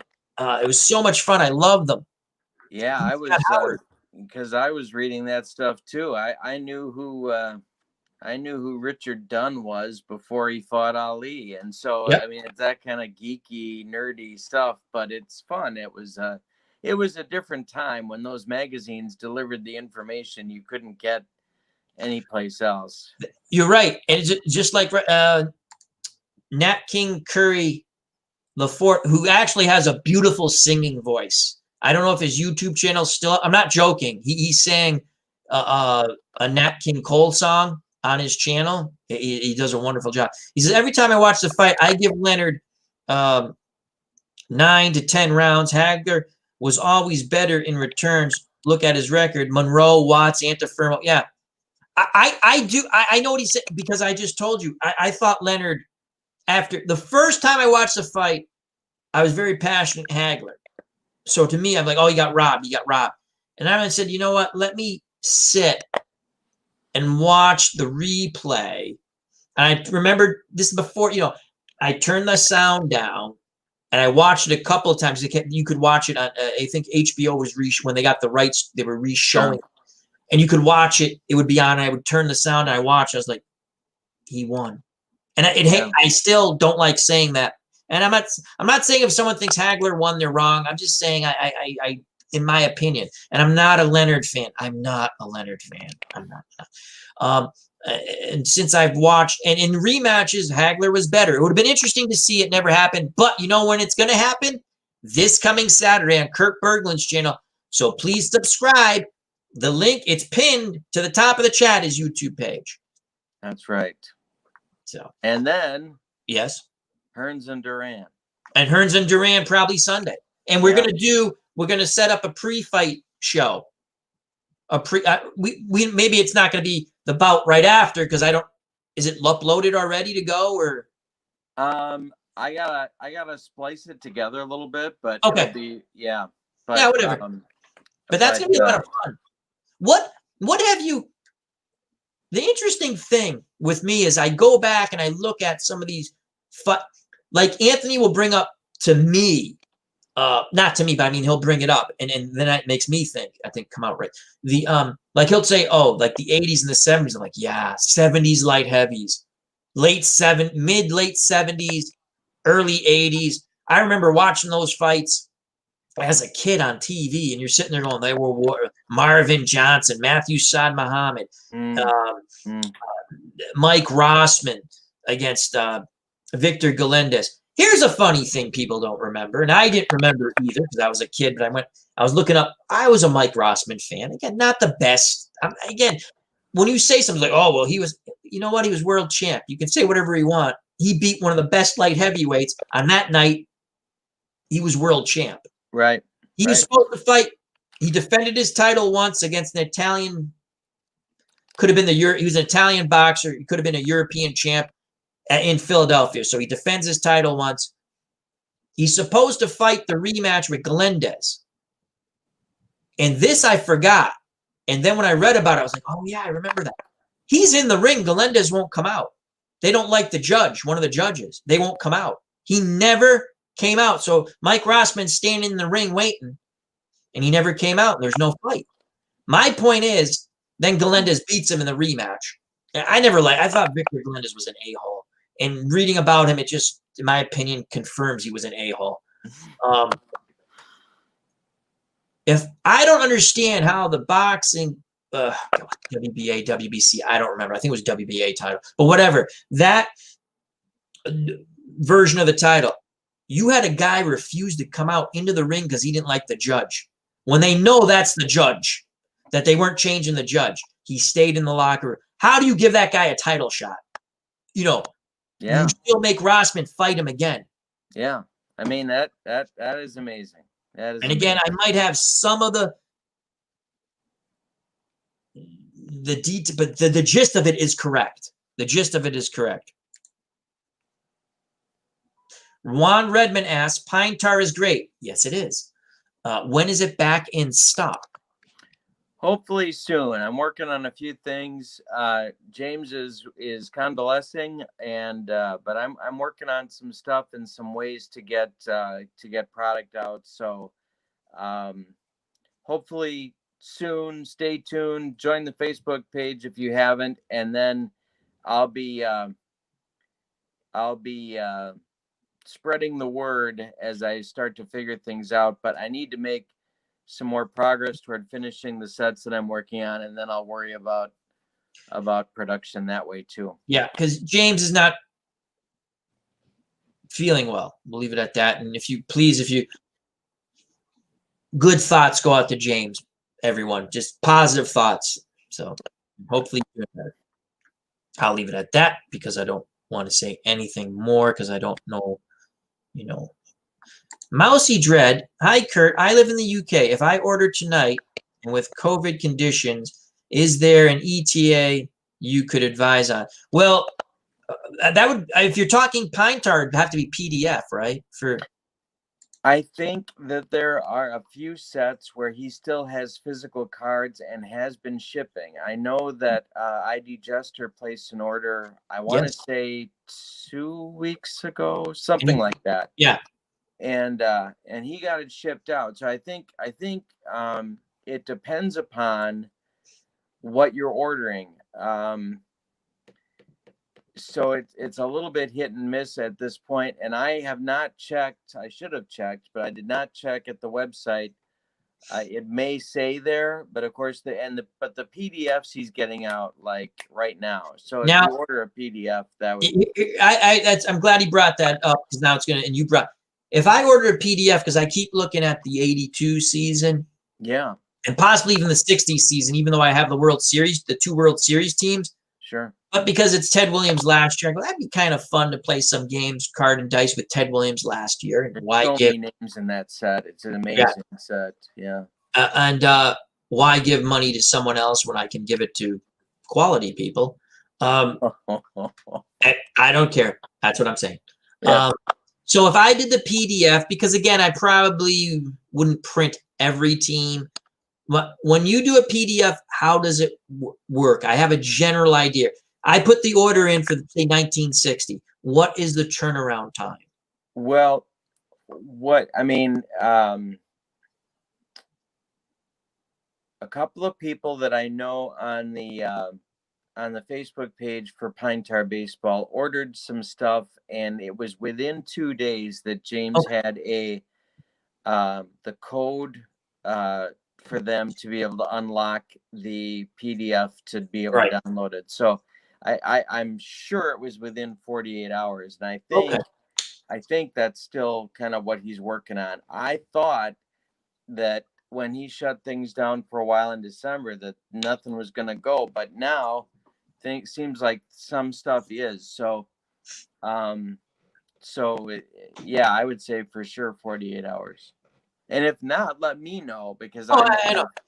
It's only because the way I print stuff, and I'll leave it at that. And that I want to know when I'm going to get it because then I have an ability to print it at certain, gotcha. Probably where I'm not supposed to print it, but God damn it, what is understood doesn't need to be discussed. That's yes. Steelers fan, 1933, our good friend AKA Matt says, I use quick play because he does a lot of fights. And again, the quick play works. I like the whole meal. Mm-hmm. Mm-hmm. Anthony Bleacher comes current. Oh, he's talking about current lightweights, guys. Some great matchups. Who would you like to see? Current lightweights. I'm kind of okay. This is a good question. Anyone who has Blurry Days Boxing in the chat, how do you pick your fights? Now, Steelers fan 1933, he has a universe and he has a way he does it. Anthony has a universe. I like to do the Barnum and Bailey kind of thing. I'm saying I want Godzilla versus King Kong all the time. Now, that being said, it doesn't mean that they have to be top-notch Hall of Fame fighters. It's the matchup. Do they match nice? I like action. And if I'm not going to get action, or with the lower level of fighters, you can have a lot of fun, regardless if you're streaming them. Those I don't really stream. No one's going to know probably some of these names. I'm like, but I remember that guy fighting on ESPN, or I remember that guy getting that one fight on CBS, and I remember reading about him. I remember seeing highlights before that one fight the guy had on CBS that I saw, and now I found a few more fights on YouTube, and he was a fun dude to watch. I like to see match. You can have fun fights properly matched. So when I pick, I just did a Muhammad Ali. I kind of do have a universe with my heavyweights. I don't really have anything written down, but I know what I like to do with the heavyweights. I try not to do real fight. You know what I mean? I try to do what ifs kind of things. And I say, if this guy beats this guy, he's in line for a title shot. I did the linear 10-star. Well, not linear. I did the 10-star tournament with the first set. So not who was not included. There's a 10-star fighter in the second set who wasn't included. But so I did the Ali won that. It was awesome. I was pulling for Joe Louis and Rocky Marciano, one of those two. But Louis got to the finals. He just didn't do it. It was a great fight, though. So you can have fun that way. And then after that, I said, I want to try to work these other fighters in. You know, what if you're doing like a Madison Square Garden Friday night, you can have a few bigger fight, you know, like a bigger name. Don't have to be, but the names people would know. You know, you'd have a Jerry Cooney, a Tommy Morrison, an Ernie Shavers. Again, Ernie Shavers above all those guys, but you know what I'm saying. They're not, and then I'm like, well, if this was a Blue Horizon show, which I loved, Tuesday night fights on USA, and they moved them around every once in a while, but the Blue Horizon fights from Philadelphia, I want to say that venue held 400, 500 people, but they had a weird, like a balcony level, and it leaned. Yeah. It was They were right on top. High school gym. Yeah. It leaned right over. And I'll tell you what, if you didn't fight, and it doesn't mean you had to stand toe to toe, but if they thought you were not giving a good effort, you would hear about it. But they would have what they did brilliant. And what I liked about USA Boxing at the time, and I watched ESPN Boxing too, but USA Boxing was not one promoter. They went with the best. They had different promoters who put on shows. And they go, oh, that's a good show. We'll use that show. ESPN was top ranked. So if it's one promoter, here's what's happened. I'm building up my fighters on your channel. I'll give you some okay fights. My guy's not losing on your channel. So you kind of, it happened once in a while, and you saw guys get screwed out of decisions because they're with the top rank promotion. And if you've never watched boxing, it does happen. It's shocking, isn't it? But with USA, they use different, like Don Elbum, I didn't say his name, different promoters, local, almost like territorial promoters in wrestling. They used, you know, wherever they were. And the Philadelphia fight cards were good. The thing they did beautiful, they get a good local fighter, maybe obviously not world ranked, but he was a tough dude, regardless, black, white, Italian, Puerto Rican, whatever he was, Irish. They get a tough dude, and they put him against sort of a named opponent, and that would pack that place. And guess what? They weren't rooting for the guy, but probably most people on TV they're rooting for like Joe Smith, Marty Santiago. They're rooting for the guy from Philly, and it just made it so good. It was great stuff. But yeah, I'm curious how Durant, see that? This Roger Ward, Durant versus Sean O'Grady obviously never happened. But would Durant beat Sean O'Grady? Most likely, yes, at lightweight. Tremendous. One of the greatest. But that is Barnum and Bailey. Mm-hmm. That's Barnum and Bailey, folks. Mm-hmm. That's a fun fight right there. Again, he made a ton of money in that fight. Mousy Dread. In my mind, Lennox Lewis is a top 5 all-time heavyweight. How does he play in Glory Days boxing? Anyone use him a lot? It's just funny you mentioned that because I was trying to figure out how am I going to use Lennox Lewis. Here's another thought process. Heavyweights from the 50s and before, I tried it if I'm fighting them, and I'll see what your opinion is on this. I will never fight Rocky Marciano against Vladimir Klitschko's or either of the Klitschko's. Too big. In my mind, I don't see it. I'll discuss. I argue is the wrong word.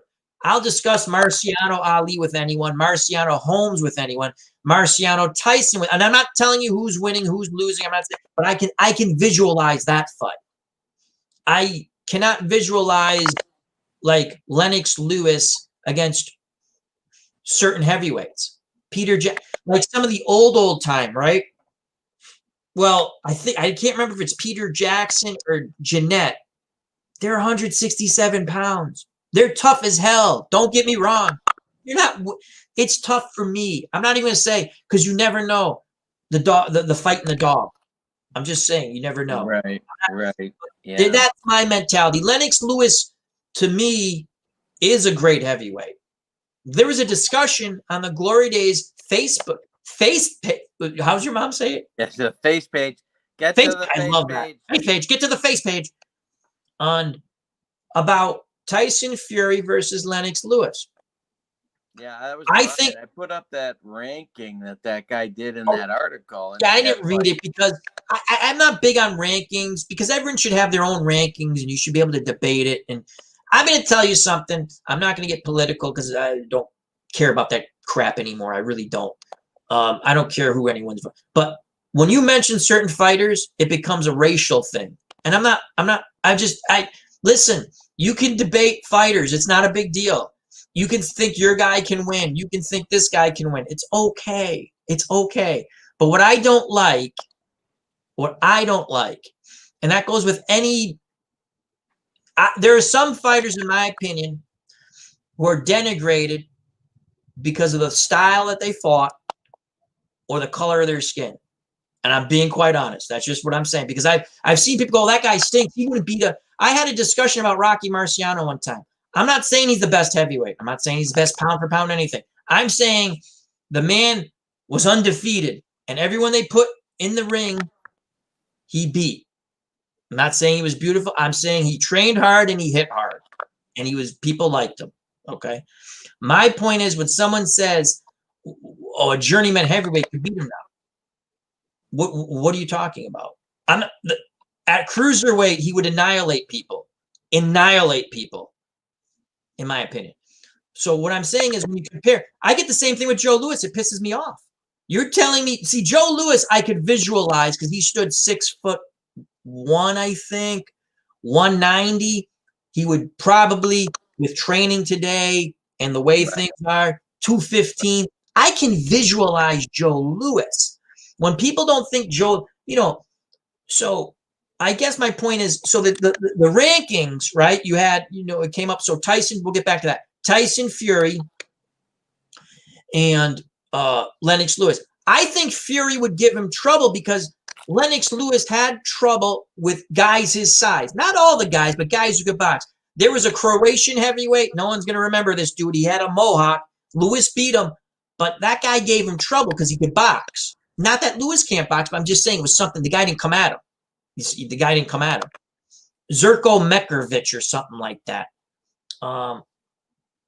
Klitschko, in his last fight, Lewis gave him trouble. Again, Lewis was coming to an end, Lennox Lewis. Tremendous fighter. Also, he got knocked cold in 2 fights. You got to remember that. What I think what would happen in a Tyson Fury Lennox Lewis fight, like I said on the face page,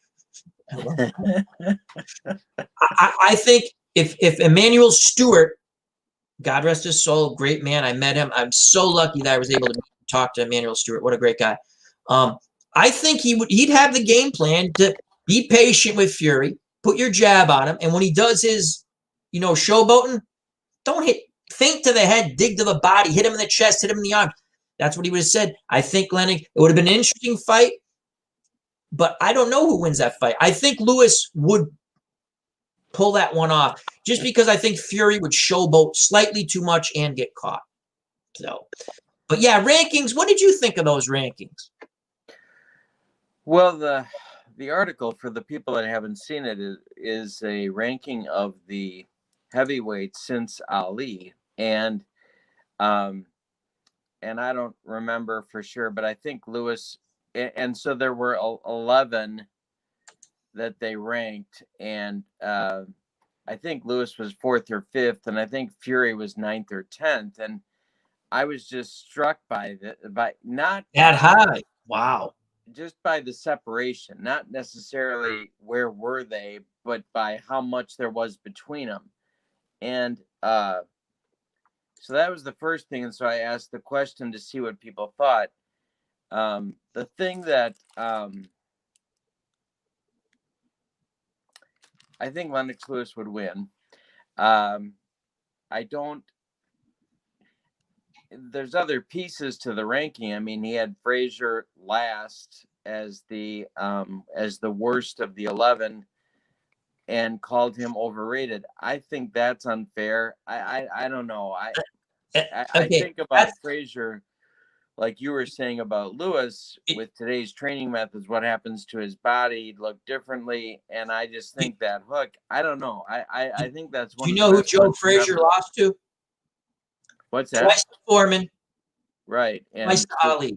Right. And so, and the article sort of, I'm going to use the term tomato cans, and that's not what he said, but he sort of suggested that Frazier's competition wasn't the best. The people that he beat weren't the best. And I don't know. I think that's a little unfair, but having said all that, I do think I'm not all in on Lewis beating Fury, but I could see it happening. And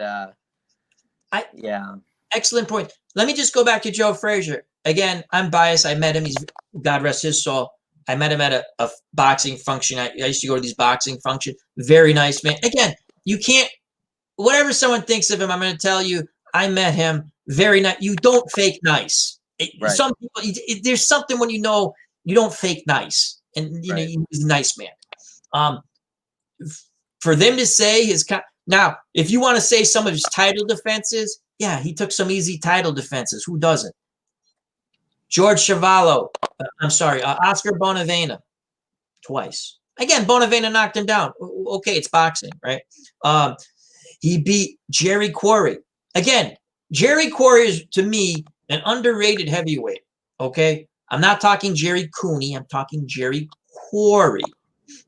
Jerry Quarry, was he the best? No. Was he damn good? Yes. Jerry Quarry's no slouch. He beat Jerry Quarry. Jimmy Ellis. I mean, Jimmy Ellis. Again, he beat Jimmy Ellis. And I could go through the list and tell you the good fighters he beat. Now, what I think that guy's talking about, he beat Ronnie Standard and another, who was the other white guy? He took two easy defenses he could make some money on. I don't blame the guy, because if you're gonna, you're there to make money, right? So he fought Ali, he beat Ali. He won the first fight. I don't give a crap what anyone says. He watched the fight. He won the first fight. Mm-hmm. My favorite line is, Ali's chirping at him, do you know who you're fighting? Do you know who you're fighting? You're fighting God. And Frazier goes back and goes, well, God's getting his ass kicked tonight. Watch the HBO special. It's absolutely awesome. And again, I'm not a big Ali fan. Great fighter. There's certain things he said about Joe Frazier. Not cool. Not cool at all. That's just my opinion. And everyone's entitled. Well, in Manila, I mean, Frazier said that he hit Ali with punches that would bring down the walls of a city. Yep. And he did. I mean, he won. And so, I mean, a whisker from winning in Manila. So I don't And, know. I think he gets points for that too. yeah. I don't know. I don't know. It was Ronnie Standard and someone else. Oh, you know, like, and Ali, hands down to me, could compete in any era. I don't care the size of that. It's the hand speed. Because the hand speed. Here's the thing, and I've said this about Sugar Ray Robinson. I love Carmen Basilio.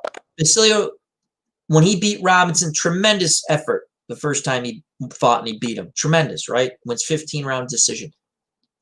Even though Robinson's still great, that's not prime Robinson. I've said this before. I can look at a fighter that I love and say, yeah, it's a great win, but it's not. And I'm not saying he couldn't beat him in his prime because Basilio was a tough guy. Ali beat guys, and he was well out of his prime. Prime Right. Ali is before he gets stripped of his title. Right. Whatever you believe in that situation, probably shouldn't have got stripped for the title, you know, but whatever, the day and the age. That's when he comes back against Frazier, that's not prime Ali. He's still good, but he's, Right. you know, and think of all, now he got some, the thing with Ali, he got some gift decisions. Jimmy Young, in my opinion, beat him.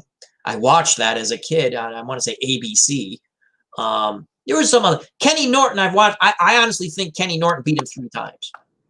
The second fight, he definitely won the 3rd fight, and obviously he won the 1st fight. But Ali was great, and I think he could compete in any era. I think his hand speed. What people forget about Ali was, guess what? He could hit a bit, more than a bit, and his blinding speed. And I think Anthony has him rated really well. And it's still, you know, he could lose. He could lose, you know. It's tough. It's as Anthony said, in you know, it's objective. So if you're rating something, but wow, he said Frazier fought Frazier 2 title defenses. And again, I'm forgetting some guys he's fought. I'm trying to think. I should bring up his thing right now. See, but there's 2 title defenses after he won. He beat Ali, Ronnie Standard, and some other guy. And the reason why I remember Ron Standard is because the picture on Sports Illustrated, which I ruined because I cut it out, he distorted, like Standard was all bloody. He hit him. It was a beautiful shot of the left hook nail. And I had to do a collage as a kid of sports, and I had that. I had Bernie Carbo hitting a homer, and I had a couple other things, but I can't think of the other guy. And they weren't horrible fighters. They weren't. In the world, you'd probably say they were top 30, and you know they manipulated whatever. They could, you know, Frazier is a champ. He deserved a few, you know. Yeah. But I can't think of that. But yeah, so I think Lennox Lewis would have a good shot at beating Tyson Fury. I think Lennox Lewis. The thing with Lewis that you have to always remember, he got knocked cold twice. Now he came back to avenge those 2 defeats quite well. But you have to keep that in the back of your head. I think where Fury went give him trouble is the boxing ability, but I think Lewis, trained by Emmanuel Stewart, because there's a difference the way he fought, they'd have the game plan. I like Lewis in that fight. There it is. Terry Daniels. Thank you, Phil. Yeah. I couldn't think of the guy's name. I could see it. And again, people make fun of these guys, right? We make fun of you know, I don't anymore because I read more about Dwayne Bobbitt, right? And I like Bobbitt. I was telling Teresa, and she didn't believe me. My uncle said, no, he's right. I said, you know when I started to love boxing? And I get goose pimples talking about it. People don't remember the Pan Am Games. It means nothing to them. I don't even know if they have the Pan Am Games anymore. Well, Dwayne Bobbitt, and again, I'm not saying I saw it, but I remembered it making the news when I was a very little kid. Dwayne Bobbitt beat Teofilo Stevenson at the Pan Am Games when he was supposed to get annihilated, right? And that made national news. He beat the Cuban. Now, he did get annihilated. It just came, unfortunately, in the Olympics. My point being is, these guys you get in, that's a unique story. I'd love to get Anthony on just how they retarded that guy's development as a pro. Not that he was going to be great, but he could box a bit. I've seen amateur footage of him. He beat Larry Holmes in the amateur. You just don't beat Larry, you know. I'm not saying he and but and they protect you. You thought Jerry Cooney was protected? They didn't let him fight anybody. And the funny thing, I thought about this. Joe Frazier managed him. Okay. Eddie Futch trained him. Amongst, I think he also had another trainer, but Eddie Futch was. And I think Ali, who would have beat Bobbick anyway, right? But Ali didn't want to take a fight with him, and I think it's the animosity between him and Frazier. And when they could have made a ton of money. Sure. So sure. Everyone's yelling at Al, Terry Daniels, Terry Daniels. Anyhow, yeah, that's interesting though, and I'm glad you're enjoying Glory Days boxing, and I like the game, and I like. Yeah, I'm looking forward to getting into. I want to do both. I want to get. There's a lot I want to do, but what sets did you get? I'm just. Did you get? I bought the cards for the 100 heavyweights, and I bought PDFs for the welterweights and the middleweights. Okay, cool. And but I'm thinking now that I'm gonna probably buy the cards at some point. But I've got so many heavyweights I want to plow through as far as getting them in the ring and trying out some different. Because I'm not really. You got to get the sets you like, because you'll play them. Right. Exactly. And I get all the sets because I like to do what this guy against that guy. We'll stick with the heavyweights. People know the heavyweights. I did before we stick with that. One of my fun fights I did Mancini against Rosario because I always wanted to see it at lightweight. It was pretty fun. I thought realistic. Edwin Rosario won, and I thought it was a fun fight. Would have been a fun fight in the day. I've had a lot of fun with Primo Canera. There's another guy I like. Yeah. Because here's the thing with Primo. Fights were fixed unbeknownst to him early on in his career.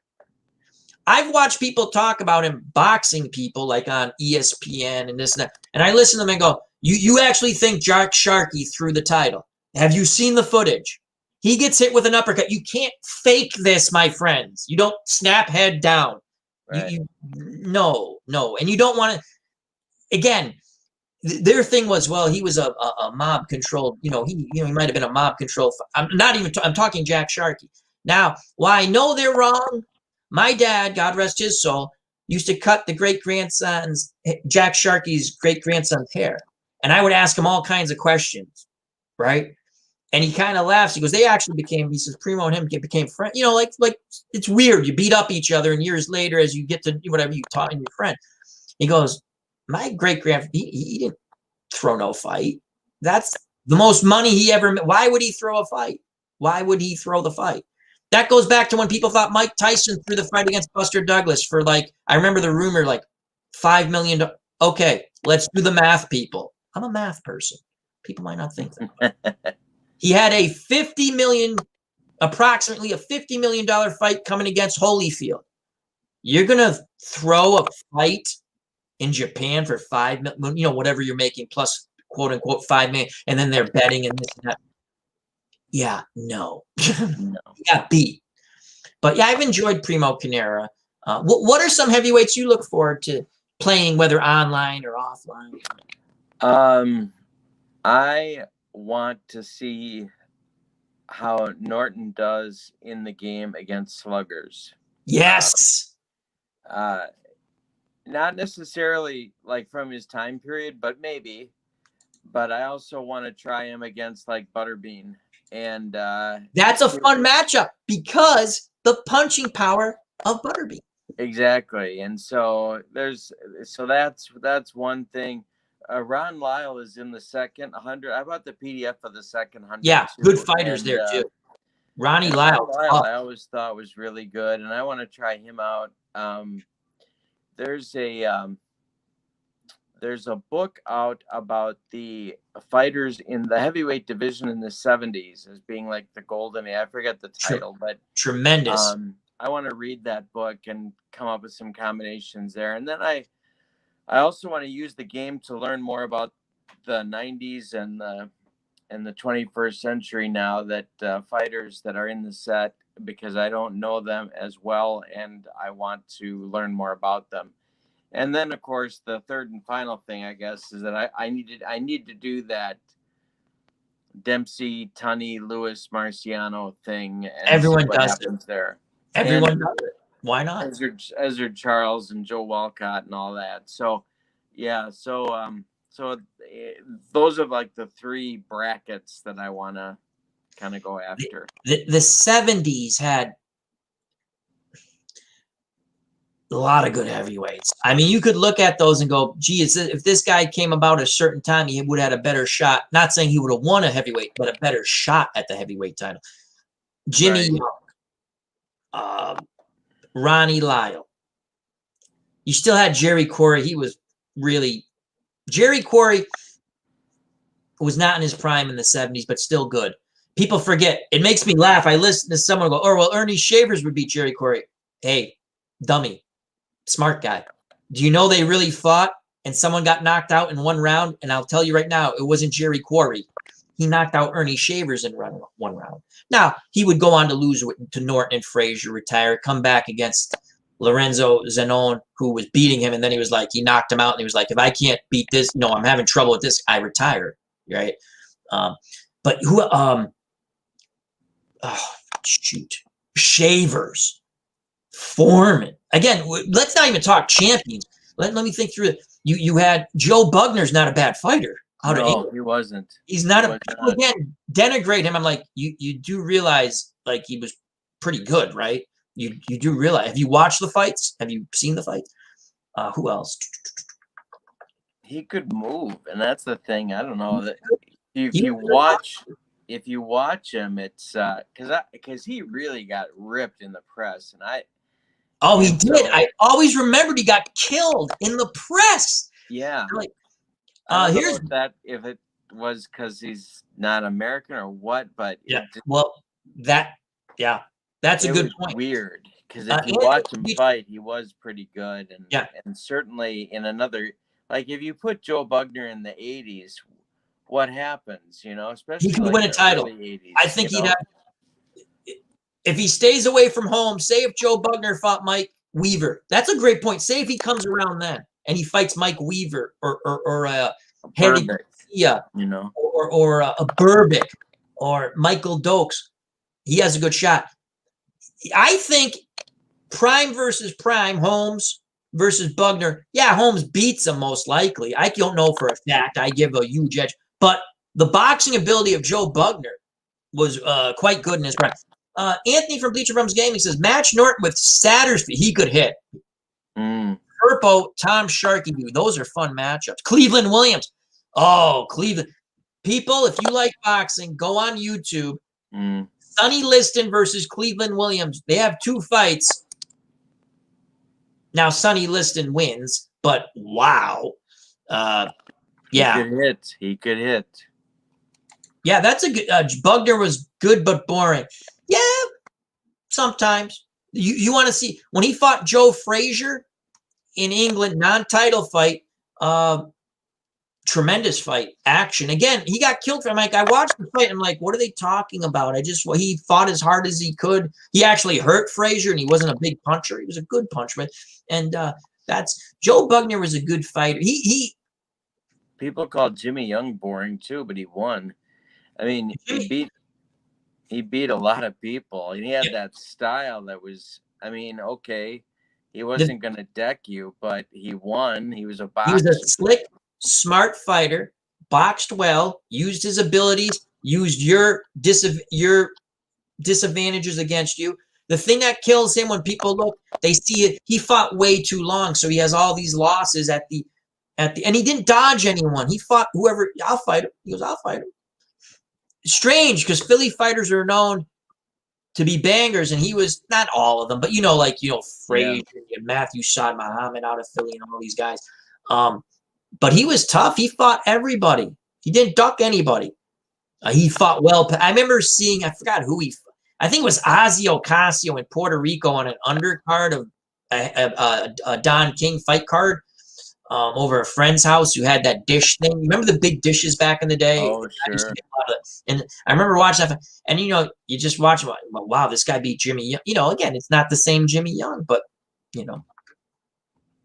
Well, we've rattled off more than a dozen 70s fighters, you know, and there's not really too many decades when you can do that as in terms of depth in the division. It just, and I think that's the theme of this book. I got to get the title of it, but I know we're forgetting. I'm going to try to go through real quick, and then we'll let you talk whatever you want to talk. And again, check out Kurt Bergland's YouTube channel. The link is pinned at the top of the chat and on this YouTube page. Please check it out. Subscribe. Hit that notification bell. He's got that Hagler Hearns, the rematch, we'll call it. The rematch that never was. That's the way we'll on his channel. Okay. You had, I know, George Chuvalo was still around. Oscar Bonavena was still around in the 70s. And still, Chuvalo, his career, I want to say 72, he was done, I think. But he's late 60s. Maybe that one's a stretch, but Chuvalo was tough, good fighter. Oscar Bonavena. Oh, God. I'm trying to think of other guys right now. We said Ron Lyle. We're trying to stay away from champs. Well, there's only Webner wasn't horrible. No, Webner, again, he made the top. Again, you can look at Chuck Webner and say, oh, this and that. Guess what? He got in the ring, and he could hold his own with most. He wasn't going to win, but he could hold his own with the most. He tells the story when he fought Sonny Liston.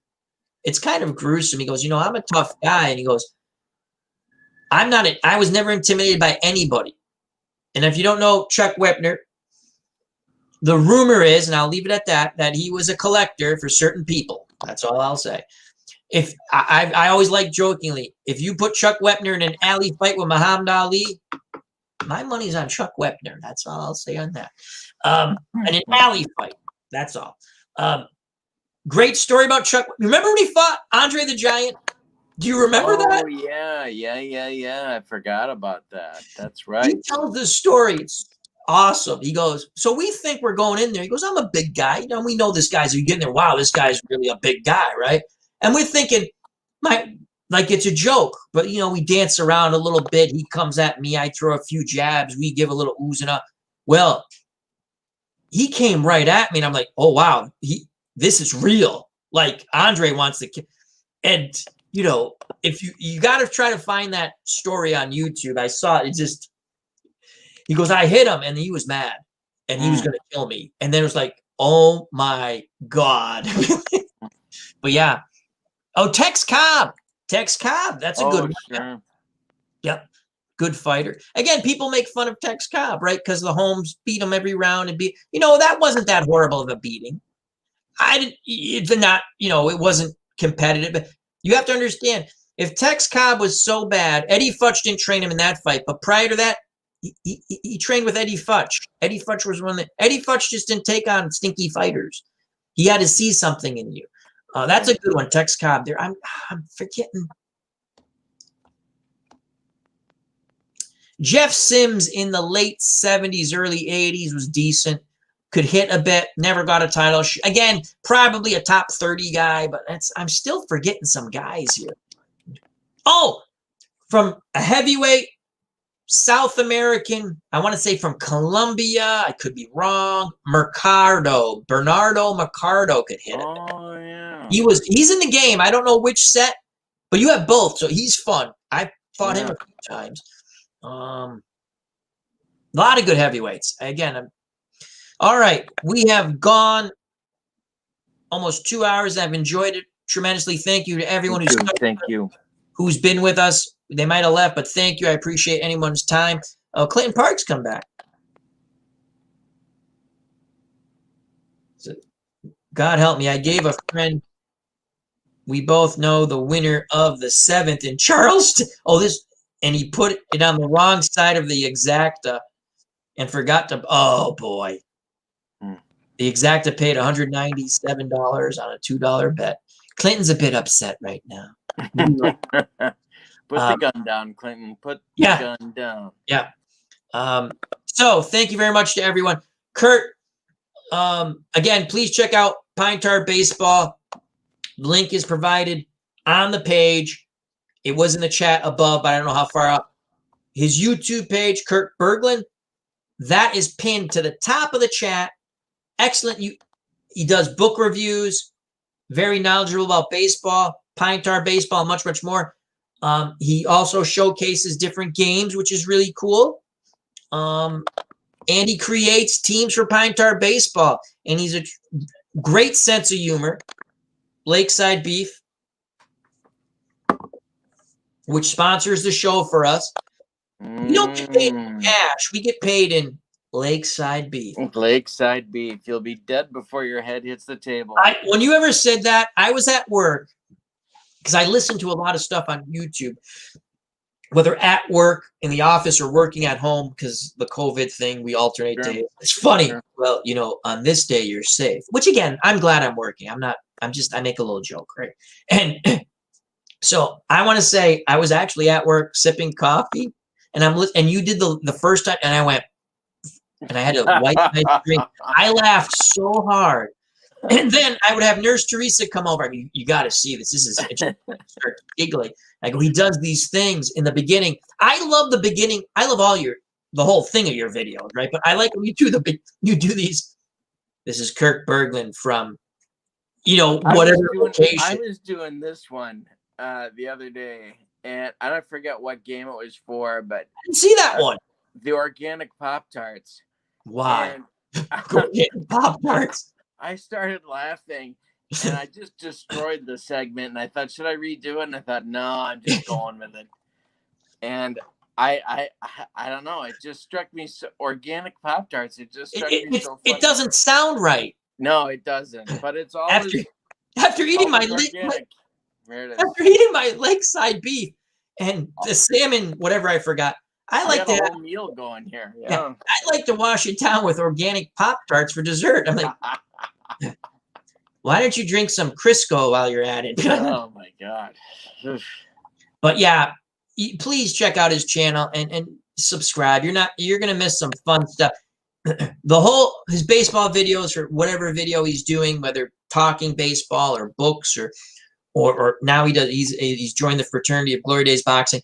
But I look forward to, and the only way I can compare this is when I had commercials I liked that were storytelling, like less filling, tastes great. I don't know if it's real, but those commercials I liked as a kid, or even the frogs, the Budweiser frogs, or Spud McKay, whatever, all those.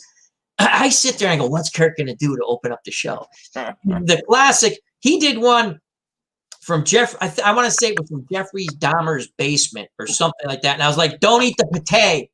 Don't eat the pate. And then he does these other ones from the Vin Diesel School of Acting, or just, I can't even do justice to it. I'm not even gonna. They're just funny. They're just funny. As Roger Ward, organic Pop-Tarts for breakfast, Lakeside Beef for dinner. Nat King Curry IV, he enjoyed the show. Anthony enjoyed. Visit different offices in the world of Tom Cruise. Tom's a favorite. Tom is a favorite. But now this is where Al finally shuts the hell up just for a little bit. Kurt Bergland, thank you very much. Tell us about your channel one more time, and Pine Tar Baseball and all the other fun things. I am slowly developing a schedule. So Mondays are book review days. Tuesdays are usually demo days. Saturday night fights, and then I'm into an APA Hall of Fame set team tournament. I've still got a payoff pitch dream season going on. We're in the very final stages of the regular season for that. And I have Triple Play Baseball, which is a cards and dice game that I'm doing the 74 World Series on Thursday nights. As long as that last game 2 is going to be posted tonight. And so that's fun. Triple Play is fun. Different, but fun. And then I just fill in the rest of the days. There's usually something new every day. So thank you, Al, very much. Appreciate it. Thank you. I just posted again. Sometimes I've found this when I post a link, even though I've copy paste, it doesn't work. I think that the link on the page does work, and the link at the top of the chat, which has been pinned for this whole program. saying, please check out Kurt Bergland's. Well, just as, but I'm asking you, please. I shouldn't have to ask you. It's a fun channel. There's many fun content creators in our community. Yes. But Kurt, really, if you haven't seen it, please check it out. You're gonna enjoy his channel. It's you know what I like about yourself and other content creators that I follow, whether it's Bleacher Bums Gaming, Dave Gardner, Ron Juckett, you know, or who, Sports Time Machine, Baseball Demos, many others. Brian Appa Brian, you guys enjoy when you stream, and I like that. Patch has a hockey channel, and again, I'm horrible. I want to say it's hockey, real hockey, but whatever. That's another fun channel. There's so many fun channels. I like your channel, Kurt. A, you're a nice guy. I like that. B, you have fun. Again, when you have a wonderful sense of humor. I appreciate that you keep me company along with others. Whether sometimes I can't sleep, you know, and I'm gonna listen to them. It's hearing a friend. I consider you a friend. I consider Anthony a friend. I consider a lot of people I've met on. It's been wonderful, friends. Yes. So Yes. Absolutely. I really Lakeside Beef. That was, you know, really. When great. I found that can, I was so Where excited. did you? I know I said I was going to shut up, but now I got it because again, I don't ask these things and I remember later. And where did you find Lakeside Beef and the salmon thing? Where? Okay, so I had just moved to Milwaukee. I lived outside of Milwaukee for a while, and I had just moved to Milwaukee, and there's a large grocery store, bigger even than like, I don't know, like Walmart's section of food, like much bigger than that. It's like a football field, basically. And so what I wanted that night was a frozen pizza. So I'm walking down the aisle and heading toward the frozen pizza. But to get to the frozen pizza, I had to go through this aisle with all this bizarre stuff. And later, I did find the deep sea pink salmon. But the first time through, I'm walking and this beef just caught my eye. And I'm thinking, what in the world? How do you put beef in a can? It's called dog food. Beef? And so it caught my eye, and as soon as I saw it, I knew I had to have it. So I come home, I've got a frozen pizza and a can of beef in my bag, and that's the rest is history. That is funny. Have you ever been tempted to get another one just to open it and see what? Yes. Have you done it? No. Okay. I've been tempted. But every time I get tempted, I look at the nutrition facts and realize that I will be dead before my head hits the table. So I'm not saying taste it. You think even the smell? I want to taste it. I do want to taste it. I want to know how bad that is. If you do, go on my YouTube channel. I'm just gonna say, this is dog food or something. I don't know what to compare it to, but something. So yeah, so you got it. I don't want you to get sick, but if you're going to do it, please record it. And yeah, for sure. Assure your mother that you will not get sick because. Well, she'll be on the face page. So on the face. Okay. The other thing that is really funny when you're playing Pine Tar, the range. Get to the kitchen. Get to the kitchen. Teresa will be in the other room, and I'll start going, get to the kitchen. She's like, what the hell are you talking about? It's a range check. She has no clue what I'm saying. Where did you come up with that one? Well, that's what Mom calls the stove. So yeah. So well, it is a range. In the old, that was a range. That's right. And she always used to be convinced that she had left it on. Yes. So I'm paranoid about that. So you got to get to the kitchen to check the range. It's a range check. So that's where that comes from. We can't end on a better note. Just one more time, can we please see the Lakeside Beef? Yes. Because I'm going to do my goofy little. This show has been brought to you by Pine Tar Baseball, Kurt Bergland. Check out his YouTube page. Glory Days Boxing, and Lakeside Beef. There it is. Juices. And with that, folks, thank you very much to everyone. health, and happiness. We greatly appreciate your time. I greatly appreciate Kurt spending time with us. We're going to have Kurt back on regularly, and Anthony hopefully regularly. And we might not always do it on this channel. We might do it on their channels, and I don't mind. And we'll have a few more guests, but I'm trying to. This was fun. Yes, a lot of fun. Thank you very much, Kurt. Thank you very much to the chat. And Steeler fan goes with juices. Yes, yes. Lots of fun. We talked a lot of fun stuff. Kurt, any last things before we go out? No, just thank you so much. I appreciate it. And watch Leonard and Hagler Saturday night. Saturday night, Kurt Bergland's channel, the rematch that never was, that should have been Hagler. How many rounds? 15 or 12? 12. 12. Excellent. There you have it, folks. Thank you for your time. We greatly appreciate it. Health, happiness, stay safe. Be good to one another. Treat people the way you want to be treated. God bless you. Those kind, folks. Peace. Love you all.